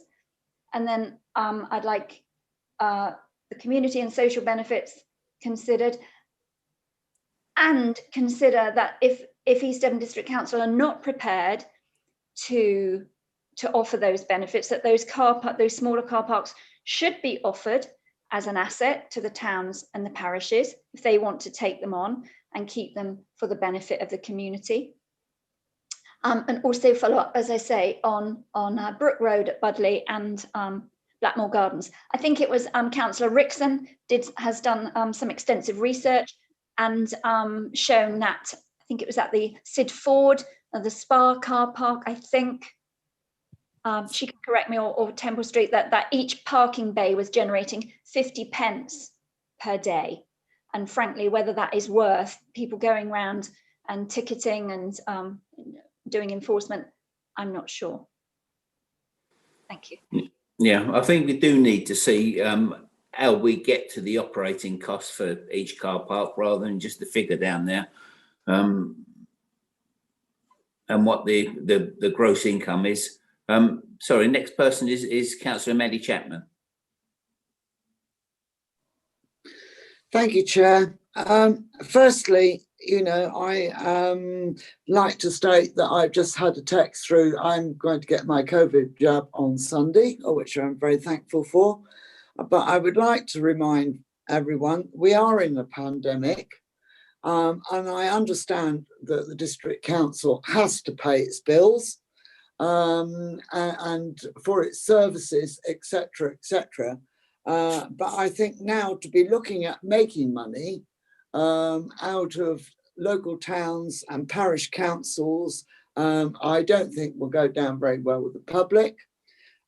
Jarvis Close car park, our Littleham is a very, very small car park with only a few car parking spaces. Yes, no, they don't pay, but we do have a big block of flats there. District nurses use it to go in and see the elderly in the flats. And I think there's 7 businesses there, including the little post office where the locals go to get their pension. And I think you will find that the residents in Exmouth will say that as the car parking charges that they pay at the moment and have been paying generates millions of pounds for East Devon, to then be told that they can't afford to run these smaller car parks. I too was on the previous TaFF, and we looked at every single car park and what occupation was surrounding each car park, so we could work out, was it a residence car park? Was it for the local doctors and local schools, etc.? We seem to be rushing ahead, whole bent on making money when people have lost their jobs and we're in the middle of a pandemic. And I have to say, Chair, I feel very uncomfortable about this. And yes, I can understand where portfolio holders and the council is coming from, but I don't think the public will be quite so forgiving. And I do find it very, very uncomfortable. Thank you, Chair. Thank you. Councillor Hingham. Thank you, Chair. I don't think we should let this one go away. And if we can't take the right decision, we must keep looking at it until we learn what is the right decision.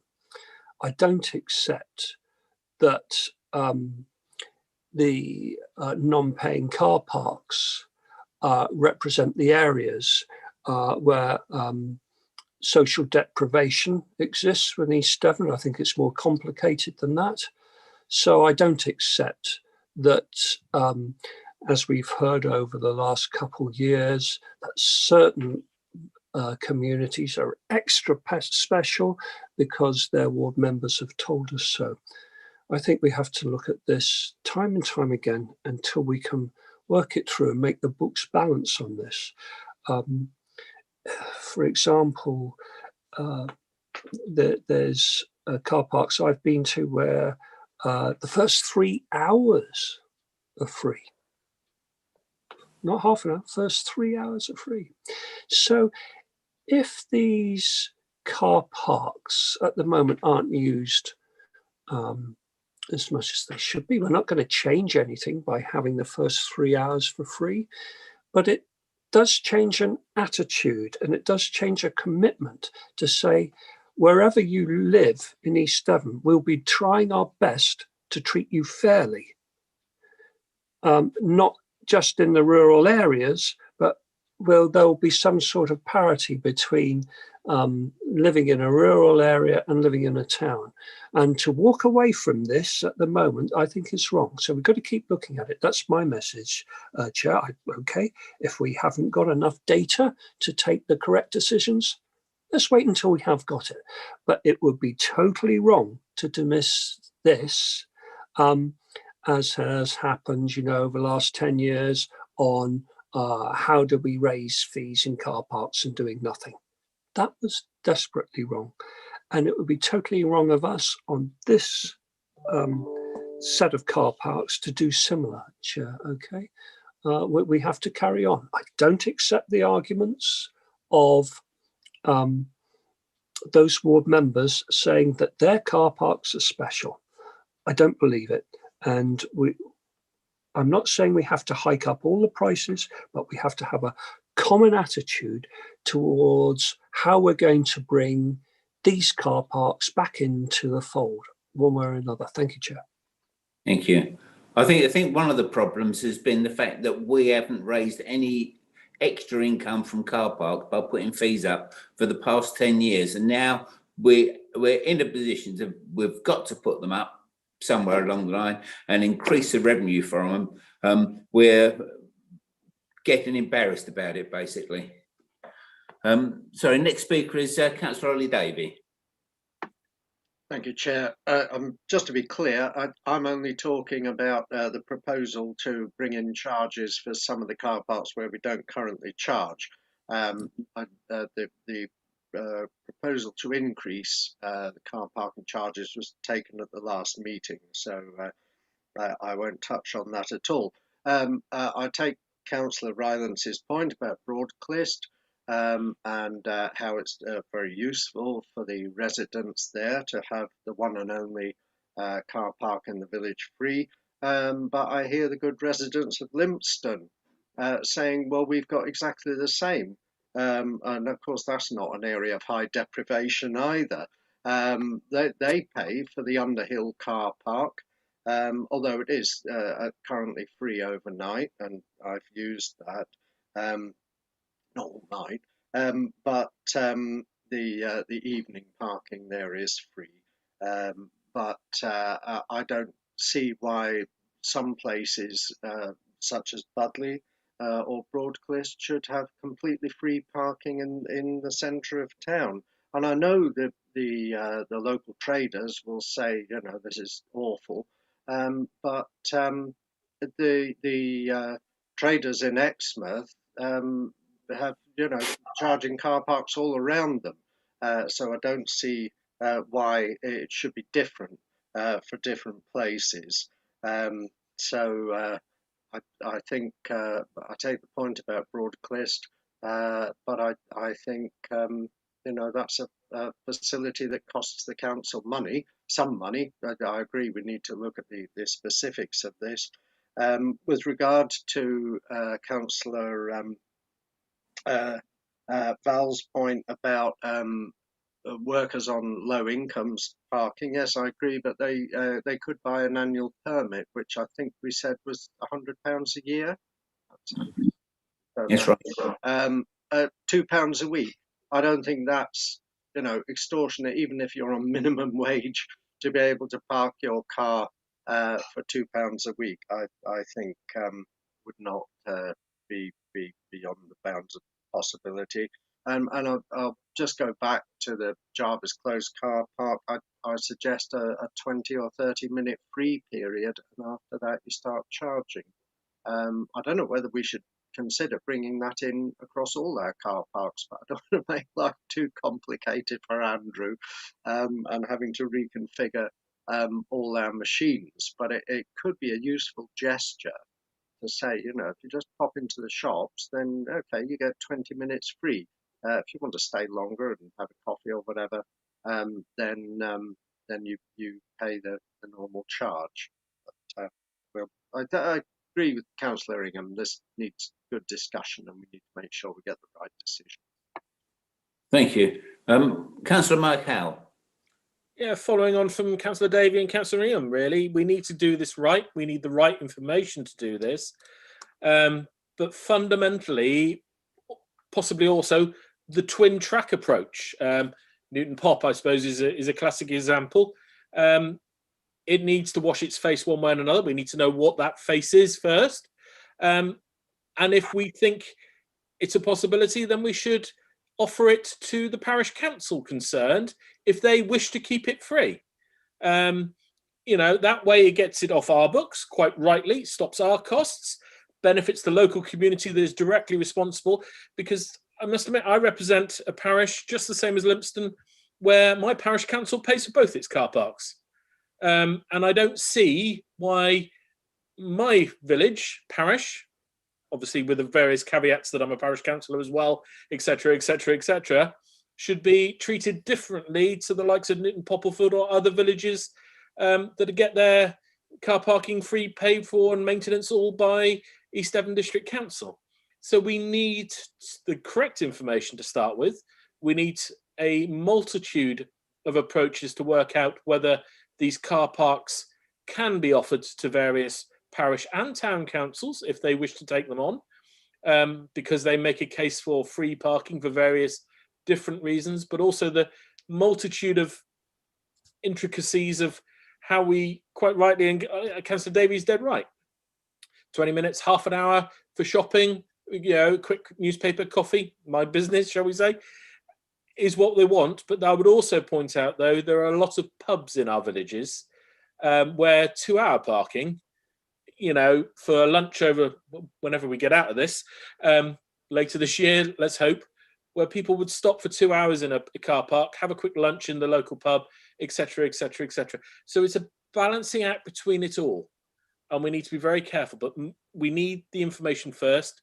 We absolutely still need to go down the route of trying to balance the books on this. It's not about making more profit, it's about cutting losses, which every council taxpayer is going to pay for if we don't cut the losses, shall we say.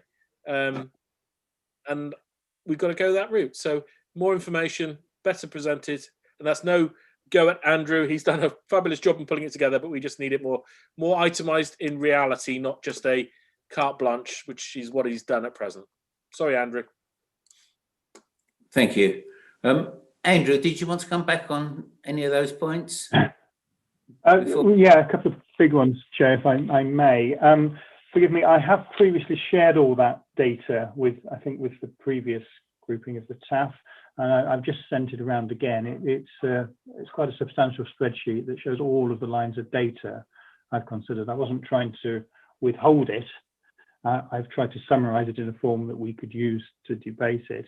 But there's a line in there which shows you exactly the business rates payable for each and every car park, for example. So I've just recirculated that on the email system for any members who haven't seen. I think most of the TaFF had already had it, but I quite understand why they don't remember it, because there's a lot of lines of data, I'm afraid. And that's what we try to crunch through. But the business rate is one element of the charges. The other big element, I think I said this in the introduction, is we've got to do something with all of the other charges which we group together. They don't apply to any one car park specifically. So what I've done is apportion them to each car park according to its size. you may take a view that's not a fair way of accounting and we perhaps ought to do it differently. And I'm open to that suggestion. Maybe we just have a central pool of costs that we can't apportion to any car park. I don't know. I haven't invented this. It's how we've always done it. But I'm very happy to present the data differently. But what you have in that spreadsheet is line by line, car park by car park, exactly where all of those costs are coming from. I'm not trying to conceal them. I'm very open to presenting it in a different way if anyone would find that helpful. The other note of caution, and I get it, I absolutely get why it's popular for any members to talk about free periods of car parking. All I'd say is, again, go back into that spreadsheet. You can see there, car park by car park, what is the average transaction in that car park. And I'm afraid a lot of our customers still only spend 50p or £1 when they go into a car park. So if you give them that for free, you're going to put an awful lot of our revenue at risk. A lot of these car parks that are earning many hundreds of thousands of pounds a year, it's coming from those 50p and £1 transactions that probably would absolutely disappear if you gave the customers that for free. I know why we want to do it, but I don't think it will be as simple as they'll still put £1 in and stay longer. They might, but they might simply take the free parking and go. So I think there's a real risk to the revenue if we want to offer the free first hour where we currently charge. I think Councillor Income said, bring it in perhaps where the car parks are currently free. That might be a workable solution. But I think there's a real risk of taking away revenue that we currently rely on if we make existing car parks with a charge subject to a free 30 minutes or whatever it is at the start of their parking session. I think there's a risk to the revenue. Thank you. Councillor Mike Howe. Just to pick up on Councillor Andrew Ennis's last point, I didn't realise we were ever proposing it on the car parks we're already charging on. I thought the 20 minutes or half hour free we were talking about was purely on the free car parks that we currently have, that we're now looking at making revenue neutral, shall we say. So thank you, Andrew, for clearing that up. I certainly wouldn't want free car parking introduced where we're already charging and making, reasonable money for the whole council. I don't think we can afford to do that. Councillor Ingham. Yeah, thanks, Chair. I certainly should know me. I wouldn't suggest anything as outrageous as that, Chair. I wasn't thinking that at all. I was thinking about these car parks that are free parking now. I was just trying to think of what is an acceptable stepping stone that we say, well, we've got to start somewhere. And that's just one idea. I don't know, Chairman, can I suggest, this is such a big subject and it's quite important we get it right. Maybe we should have one TaFF meeting, forgive me, just on this subject, where Andrew takes us again through every single one of these car parks and says, this is my gut reaction. We listen to his ideas and we stop talking for 2 hours and let him educate us and see if that helps us in formulating a decision. Thanks, Chair. Thank you. Councillor Rylance. Thank you, Chair. So, Andrew, I'm looking at this spreadsheet and I can't actually see a figure for business rates for I know I'm going to be parochial at this point. There's no figure for business rates for the Broadcliff car park. Is that because there are no business rates applied, or is it an error in the spreadsheet?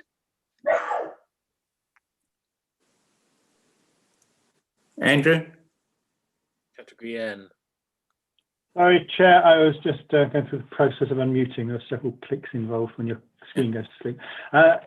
I don't believe it's an error, Councillor. I will double check, but we have a few that are subject to certain anomalies. And I honestly can't remember if the Broadcliff one is one of those, but I understood this spreadsheet was accurate. I haven't picked that. It's not even. It doesn't even say 0 in it, Andrew. So I just wonder if there's an absence there. So in others, it says 0 for the business rates. Yeah, but this one doesn't say anything. Okay, if you could give me a few minutes, I'll go back to the source material and try to answer that during this meeting. Okay, thank you. All right, we've got Councillor Ranger, and we'll go see if we can get some recommendations. Yeah, thank you. So I just want to clarify a point I made earlier. I was working with the spreadsheet from Andrew that we had last year, but I followed up more recently when we started talking about this again back in the autumn, and went through business rates with Simon Davey, because I noticed that not all the figures were on, and he thanked me for raising the point and said that yes, there were some missing numbers, and so it would be very useful to have a fully updated and accurate account of what we're paying on business rates, and some car parks are exempt. And anyway, let's get those accurate figures. It doesn't have to be at this minute. I would like to make a recommendation that we identify, then, if it is the wish of East Devon District Council not to allow the free car parks to continue, that they identify those car parks that they would like to offer to town and parish councils, and get on with doing that. Thank you. We've got a recommendation. Is there a seconder for that? Councillor Rylance.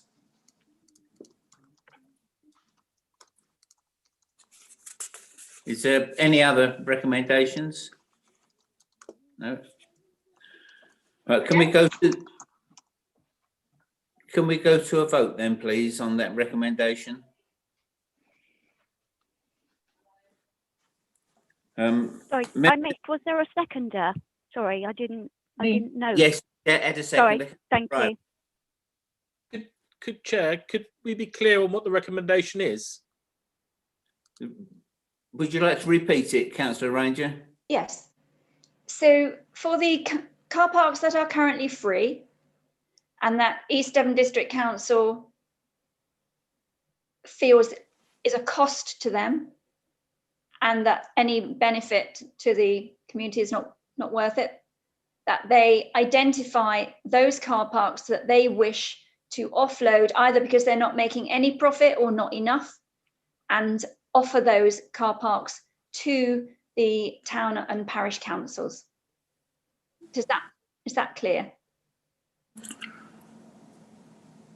Yes. Does everyone understand that recommendation? But I understand the recommendation. It's going through my head. Yeah. Councillor Rowland, you've got your hand raised. Yeah, thanks, Chair. Thanks for giving me the opportunity to speak. I understand where Councillor Ranger's coming from, but to do with the asset transfer policy, to talk about car parks at this stage, doesn't this need to also come into the overall policy about asset transfers, which, as I understand it, because of the beer pilots, won't be tackled piecemeal, but looking at assets overall within a town or parish, not just on a piecemeal basis? So that's the only comment I wanted to make in view of that recommendation that's just been made. Yeah. Yeah, I personally think we need to get the operating costs and make sure they're not making any money first. Councillor Ranger. And then just to respond to Councillor Rowland's point. So in some parishes, some assets have there's already been an agreement to transfer. So there has already been I believe, a piecemeal agreement. So for some parishes, there's a collection of things to offload. The car park is possibly one of the last things. Councillor Ingham. Chair, I'm not impressed with that idea. I tell you for why. Having looked at this over years and years and years, and being told how little money, say, Lympstone car parks be making, and seeing how many cars go through there, how many, and how we raise that money. If we believe that the car parks we looked at, we haven't got the appropriate data, why the hell would you sell them or hand them over to a parish council so that they can make as much money as they like? You're actually saying we can't be bothered to understand the money involved. So we'll just let it go now. I think that's irresponsible. That's why I won't be supporting it. Thank you, Chair. Yeah, I personally think we need to get, what the operating costs are for each car park before we can make a decision to hand anything over.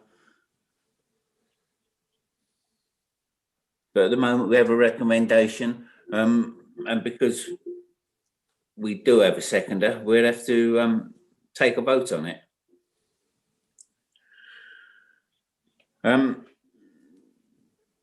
So we're voting for members voting for that recommendation. Raise your hands accordingly.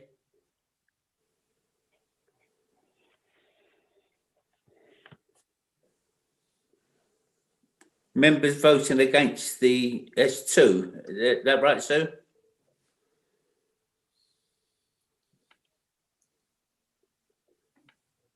That's what we've got Wendy there for. Sorry. Sorry, Chair, yeah, I can confirm that was 2 in support of that recommendation. Oh, 3. There's another hand raised. So 3. Oh, there's 3. Okay. Yeah. Members voting against, raise your hands.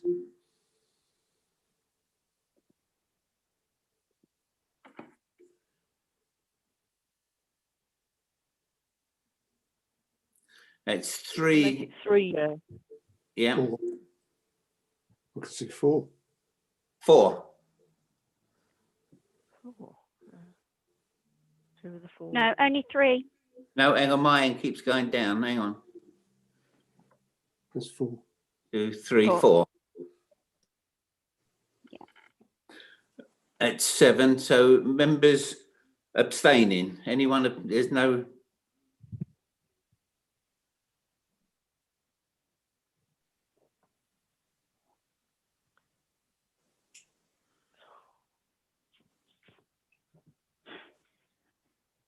Well, there's. That's 2 because Mike Hell voted in last time. Very sorry, should come down. Yeah, and so that's 2. So that hasn't been carried. Is there any other recommendations?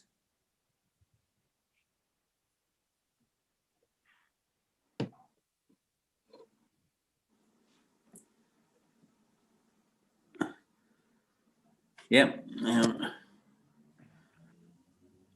Chairman, obviously it's not a recommendation. I was going to make a suggestion. Is that appropriate? Yes, go on then. I'll let you go first, and then we'll. I mean, there was some debate. I thought I might try to capture it on whether I might come back with some very specific recommendations now, car park by car park, rather than giving you a list.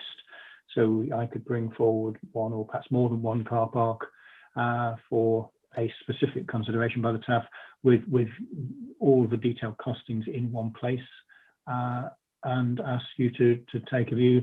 Do you want to make this car park pay? Do you see it as a community benefit? Do you want to see it as an asset transfer? Where do you want to go with it? But focus on an individual car park. That's possibly the only way we're going to make progress, is what I was thinking. Yeah, thank you. Councillor Ingham and then Councillor Ranger. Bang on, Chairman. I'd like to propose that. That was my next step. So thank you very much, Andrew, for making that clear. Obviously, he's happy to do that. That's my proposal. Hope there's a seconder, Chair. Happy to second, Chair. Thank you. Councillor Davey. Yeah, just to echo that, I think we need to go back and probably look at each car park on its own merits. I mean, just taking 2 of them, Jarvis Close, doesn't generate any income. On the other hand, nominally at least, it doesn't cost us very much to maintain. As I said before, we should take a swings and roundabouts principle, so some quite large car parks may not nominally be generating sufficient income, but possibly overall the big picture does. But it's the ones where we just get no income from them at all that concern me most. But I think simply suggesting a blanket transfer to town and parish councils, I think perhaps needs a little more exploration. So I think we need to think about this a bit more. Thank you. Councillor Ranger, you've got your hand raised. I just wanted to express actually a slight frustration that we've just been debating this matter for nearly an hour. Only at this point for somebody to say, "Oh, it's a shame we haven't got the right information in front of us."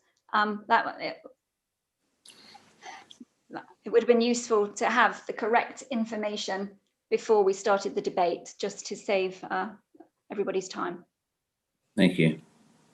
Right, we've got a recommendation. Would you like to repeat that, Councillor Ingham? Is it your recommendation? Yes, Chair. Basically, what Andrew was saying, that he'll come back at another meeting. I would suggest if you agree, Chairman, it's a meeting just for this, for us to hear Andrew's view on each one of those car parks and the best way forward for each of them.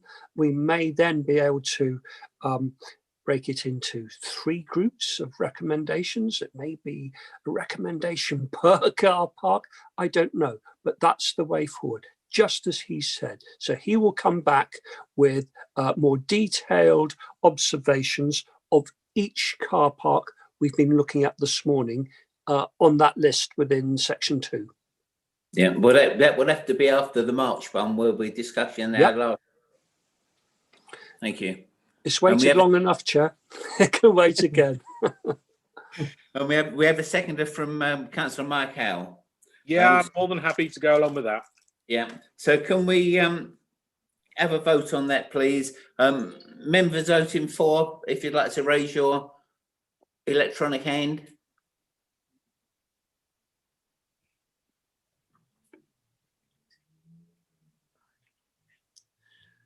I think there's 7. That's unanimous, isn't it? Yes. Yeah. No.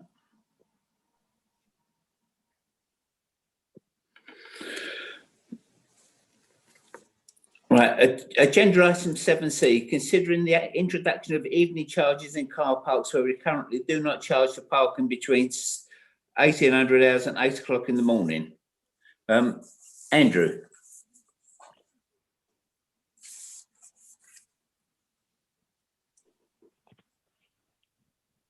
Thank you, Chair. A relatively simple one that I think you and I discussed prior to the meeting. There are, for historical reasons really, car parks where our customers are making use of the facility in the evening, and we don't make a charge.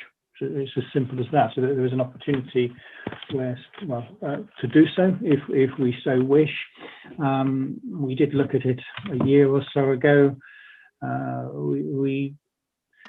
We accept there is a debate here about how that will be perceived by customers and whether it will prompt any behaviours of the kind we don't want to see, either people avoiding a location or displacing, and instead of parking in a car park that was free, they go off and find alternative free car parking in surrounding residential areas on streets and so on, which is not what we would want to achieve. So I think the delicate balance is one where if we're going to do this, we impose a modest charge. We don't get greedy about it, but we say, okay, we're introducing a new charging policy. If you want to be in this car park after 6 p.m. because you're going to a local restaurant or whatever you're going to do, to a theatre, whatever you're doing in the evening, we're just catching up with all the other towns where you do have to make a charge, and this is going to now be the case here. My feeling, and it's not based on any great science, I'll be honest with you, is that you could set it up, you could introduce a nominal charge of £1 to cover that evening period. It would have the benefit that those customers who are using the car park are paying something towards its maintenance and management. It would give us potentially a small budget to work with to put a little bit of staff overtime in so they could keep an eye on what's going on, so it wouldn't be a hollow gesture. There would be a visible presence of a uniformed officer visiting car parks. not constantly present, but I think, as we heard earlier, that kind of little nudge towards good behaviour, because you know that you might get caught, so it's easier just to buy the £1 ticket, and the pound possibly might not be disproportionate to the benefit. Don't know, be interested in your views how that would go down with local businesses and that kind of evening economy in our towns. Are we effectively imposing a new tax on them? That there's always a risk that that's how it's perceived, but there is an opportunity if we're looking at our assets. These are busy car parking assets. They're already making revenue, making a profit for the district council, so it's a positive thing. You could just add a little bit more to that and bring a little bit more revenue in, with, I would say, probably an acceptable risk. So there, self-contained, simple proposal really. But 1, 2, 3, 4, 5, 6, 7, 8 car parks where I've picked out we don't currently charge in the evening. They're relatively well used in the evening, and we could therefore make this charge, probably earn a decent amount of revenue without too much of an impact. Over to you, Chair. Thank you. Let's get me list up. Councillor Coleman. Yeah, this is an interesting proposal. I noticed that you want to charge £1. What you don't say on the survey is how much the admin cost is going to be to provide to police this. So obviously there will be a cost. They're not going to raise a huge amount of money, just £1 per parker. So is the extra revenue going to exceed the cost of the extra policing you need to do? The second point I'd want to make is that the alternatives often to using the car is using the bus, and a lot of bus services don't run in the evening. So I'd be more sympathetic with this if some of the money was to go to subsidising buses, perhaps have a few extra services, like, for example, Sidmouth to Exmouth got no buses in the evening. That kind of, I would like to see improvements, like improvement in bus services go with this, because often the bus services are not so good. Thank you. Councillor Mike Howe. Thank you, Chair. It's a question for Andrew, because I really don't know the workings of our ticket machines and everything else. I know we're trying to get away from ticket machines, but shift work works these days, and people don't necessarily finish their shift at 6 o'clock, if you get my meaning. So if I turn up at 2 and I'm doing a 2 till 8 shift in one of those car parks, am I going to have to run back at 6 o'clock to put another £1 in for the last 2 hours? I'm also assuming that our yearly charges, tickets, whatever, encompass this anyway, which would be the better way for people on money, on tight on money, because obviously if they get the pass, that's fine. I'm actually quite supportive of this. I think it's a good idea. But as I say, I need to know the workings, that someone will be able to buy their ticket at 2 o'clock in the afternoon, and it'll carry them through to 8 or 10 o'clock in the evening, or whatever it is, because you got publicans, you got all the pub staff and everything else that start at 5.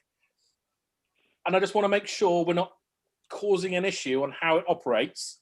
But I think it's a good move. Most car parks these days do charge 24 hours. I think £1 is an ideal solution, obviously reinforcing the fact that they can buy the permits anyway. So I'm quite positive. Yeah, I mean, if you go around, a couple of the car parks in Henderson, for example, I mean, you've got the beehive that works of an evening when it's open, that is, and you get sort of, probably 100+ people there who park their cars. I mean, of a night you can go down to when they've got something decent on show, and you can't park in an East Devon car park because it's full.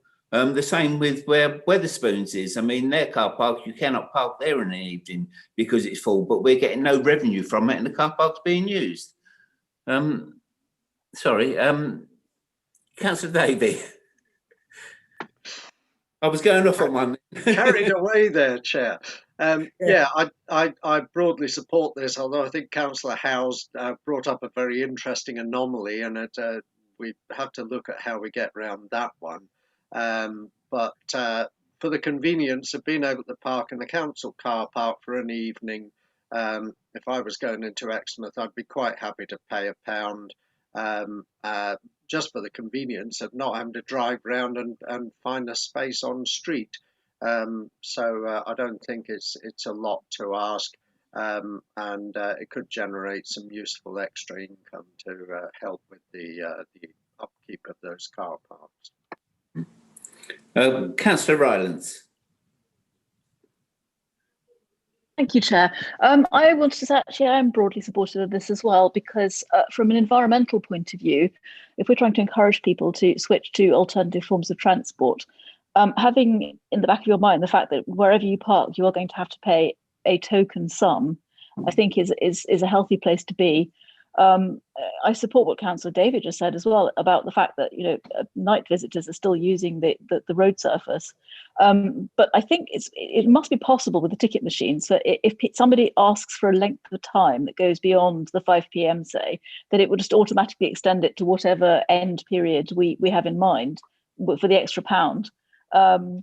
So I think that must be possible to set up already within the machines, but Andrew will have insights into that. I just wanted to say that I am broadly supportive of this, because I think we need to start encouraging people to not drive wherever possible, but also, make sure that we can maintain our car parks to an appropriate standard for the usage they get. Thank you. Thank you. Councillor Chapman. Chairman, could I be? Yep, sorry. Yes. I was going to say, do you want me to deal with that point and then we can move on? Yeah. Who do you want to go, Chair? If Andrew goes first, then you come in afterwards, Maddie. Okay. Yeah.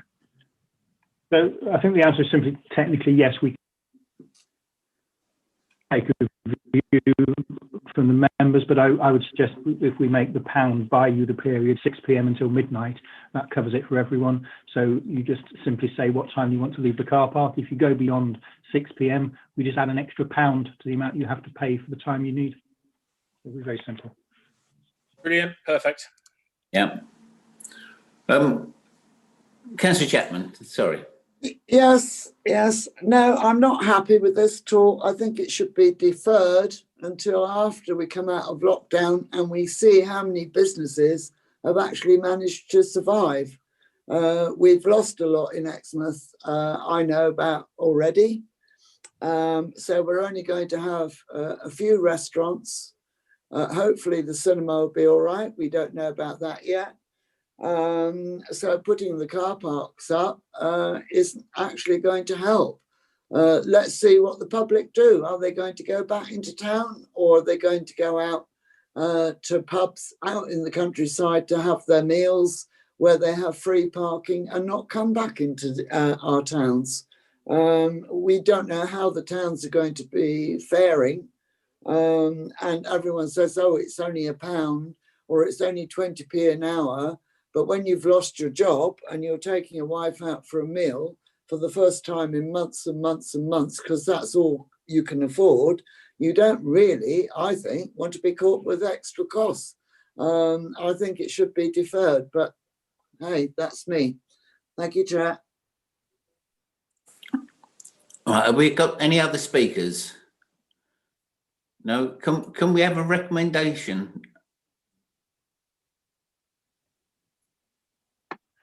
Yes, Chair. I'll suggest that we trial this, and perhaps if Andrew's able, it would be interesting to see what the actual income from it is, and if that's able to be separated out, we could review it perhaps after a year. I know this will take a while to implement anyway. So I suggest that we go with the recommendation as in the report. Yeah, we're a seconder for that. Happy to second, Chair. Thank you.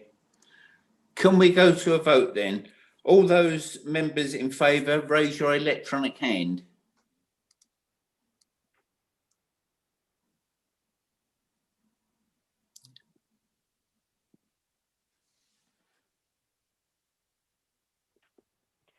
I can only see 3, Chair.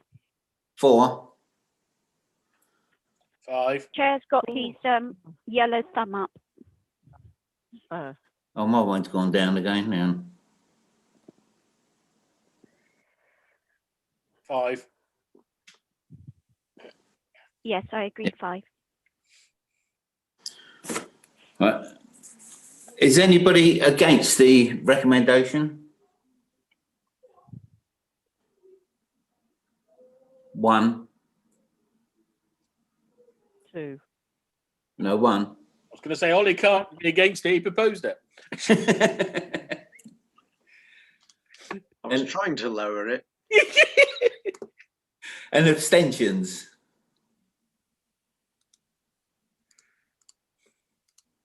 1. So that's carried.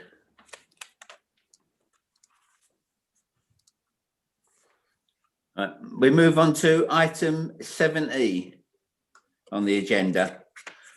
Climate emergency declaration and action plan and the role of our car parking strategy in tackling this. 7D surely first, Chair. Sorry? Sunday charging? 7D first.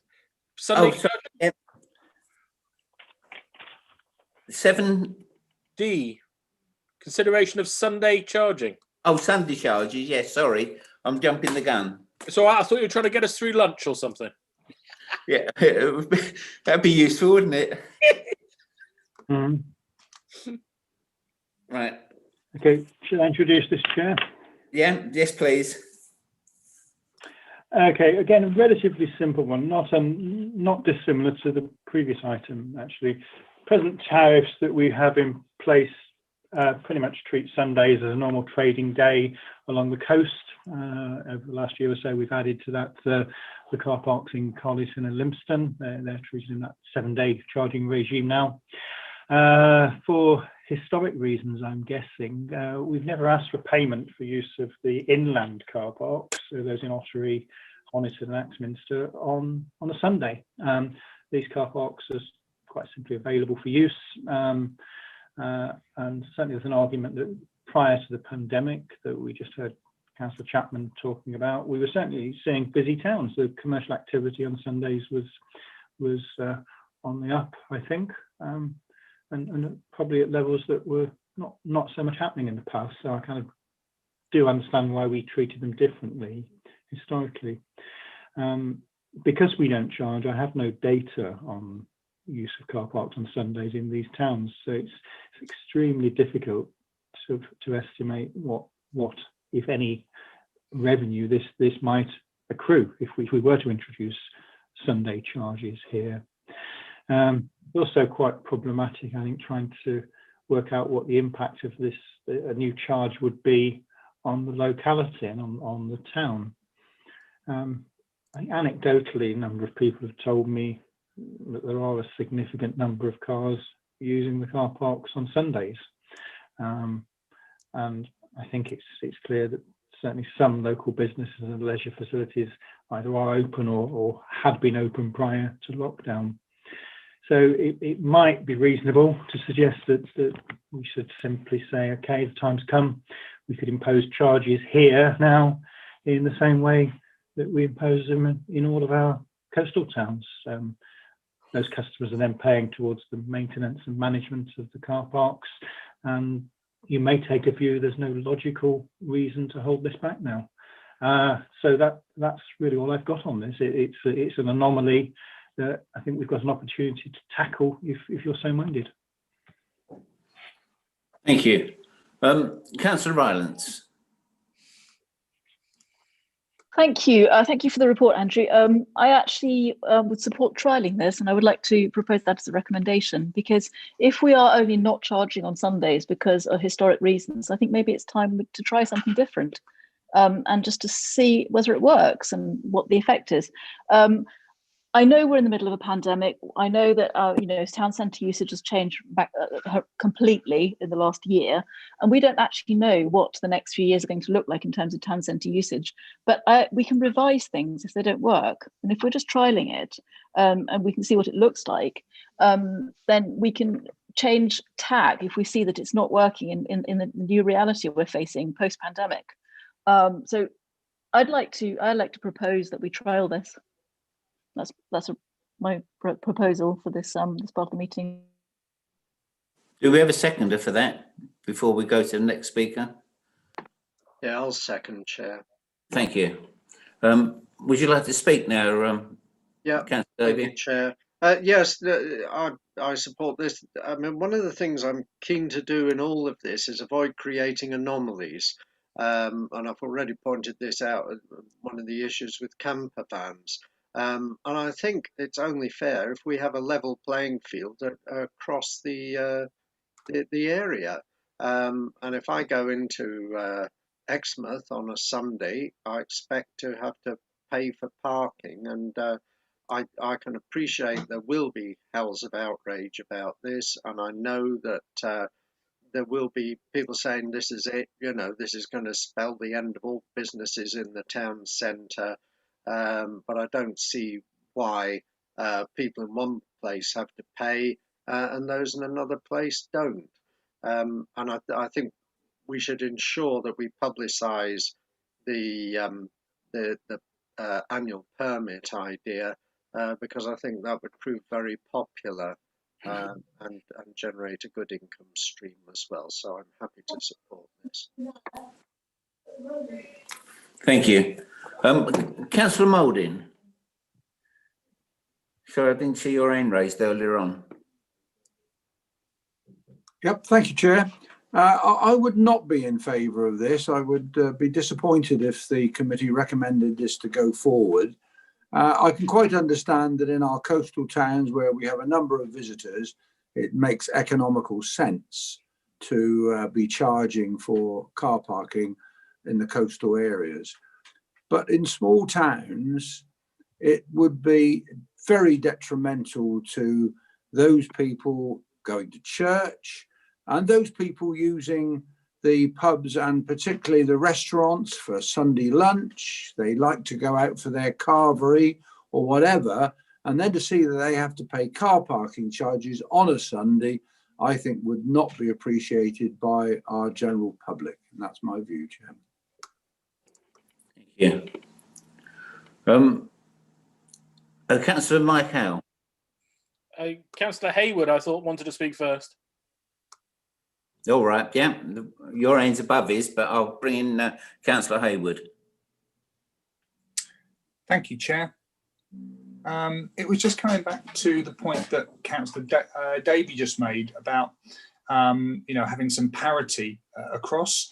And I think this is the dilemma that the TaFF has to face. So, for example, Budley Salterton car park, you know, free of charge.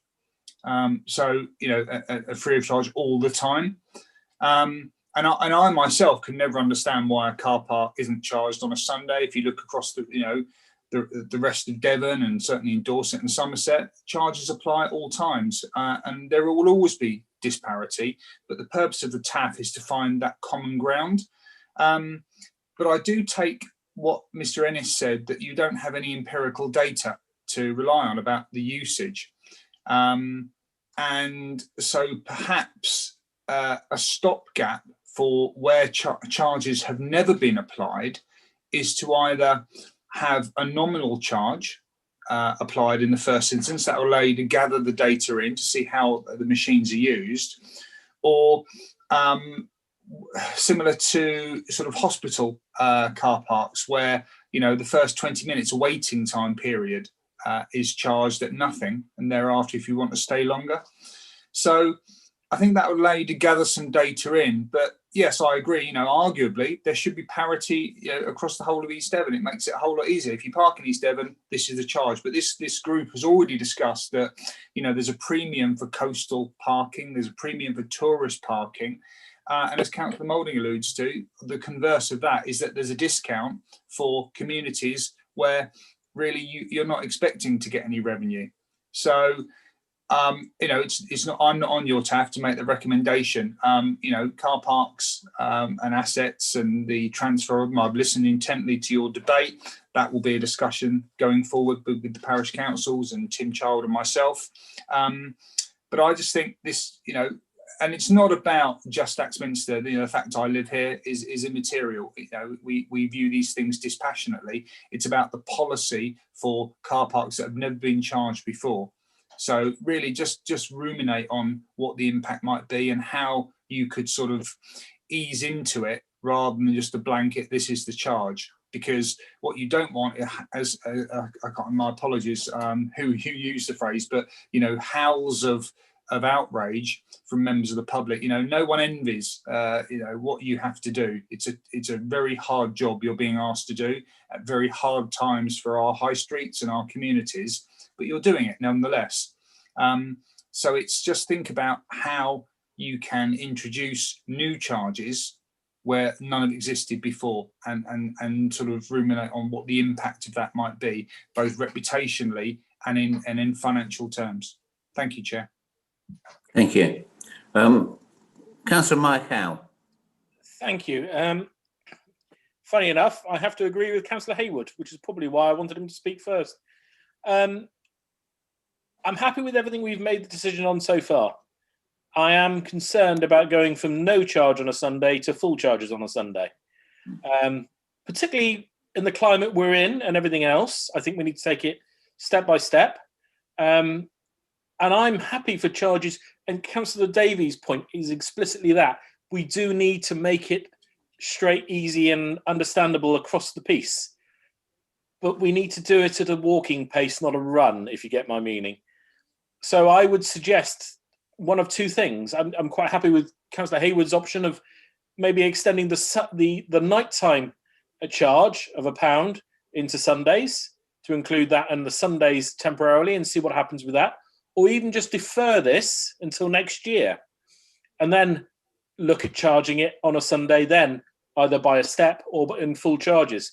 But I think we need to be careful and very mindful about what we're doing to go from nothing to full charges in one quick step without seeing any empirical evidence of to what revenue we're going to get, what impact we're going to have or anything else. So as I say, I can't support the motion as it stands, but I would support either a deferment of a year for charges to see where things happen with the rest of the charges we're making, or support a £1 per Sunday charge to get the charging started, but still offer the value for money that people are looking for on Sundays and everything else as a temporary measure. So I don't know where it's going to go from there, but as I say, I can't support full charging in its current form. Do we have any other speakers on this subject? Councillor Davey. Chair, I just want to come back on a couple of points because we have made a point about coastal car parks. The assumption being that people are therefore driving to, if it's Exmouth, the seaside.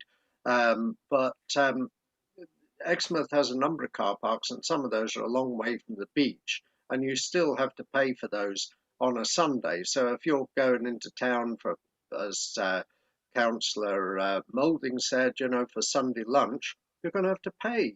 And it's possible that you might, in that case, decide that actually it'd be cheaper to go in on the bus, or even, dare I say it, to walk. So, you know, there might be an encouragement to explore alternatives as well, which as a Green I would very much like to see. But I don't want to totally penalise the car, but I do go back to my point that this is about a level playing field, and why should some places have free parking on a Sunday and others have to pay charges? Thank you. I mean, I don't know whether we should see how we get on with our overnight charges to see what that produces, as to whether we should then come back at a later stage and see about Sunday parking if the overnight charging works out profitable for us. But as it stands at the moment, we have a recommendation for charging on Sundays. I think we have a proposal and a second for that, do we, Sue? We do. Yeah, so we'd have to take a vote on it. All those in favour, can you raise your electronic hands?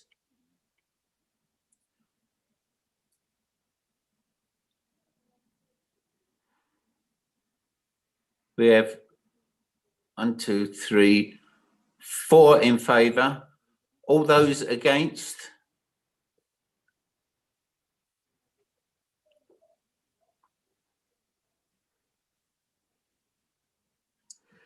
We have 2 against.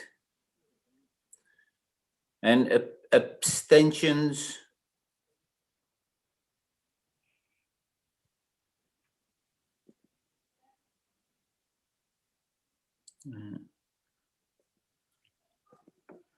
Looks like 1. 2. Just a second. I'm trying to vote, but my machine won't let me. Oh. There we are. And 2 abstentions. So that is carried, isn't it?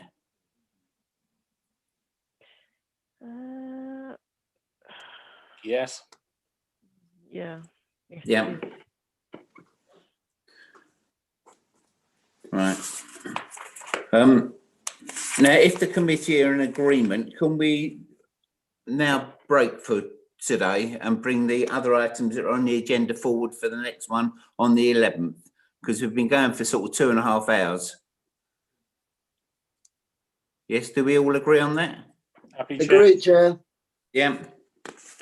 Well, in that case, hang on, I've got to find the right paperwork.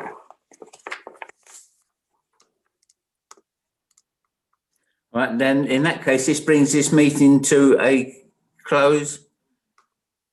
Oh. It's done. All right, thank you everyone for turning up today. Cheerio, Chair. Thank you. Thank you. Thank you, Chair. Have a lovely day. And thank you. You're live, Chair. Yeah, sorry, Chair. Just Thank you. because I've got Well the done. screen up doesn't mean it was closed. It was, you still had to do your closing speech. That brings the meeting to an end. I would like to thank everyone, including members of the public watching online, for taking part. However, I can just remind those present that the supporting officer will confirm when the meeting is no longer being recorded or going live, and until then, your comments will be live to the public. Thank you.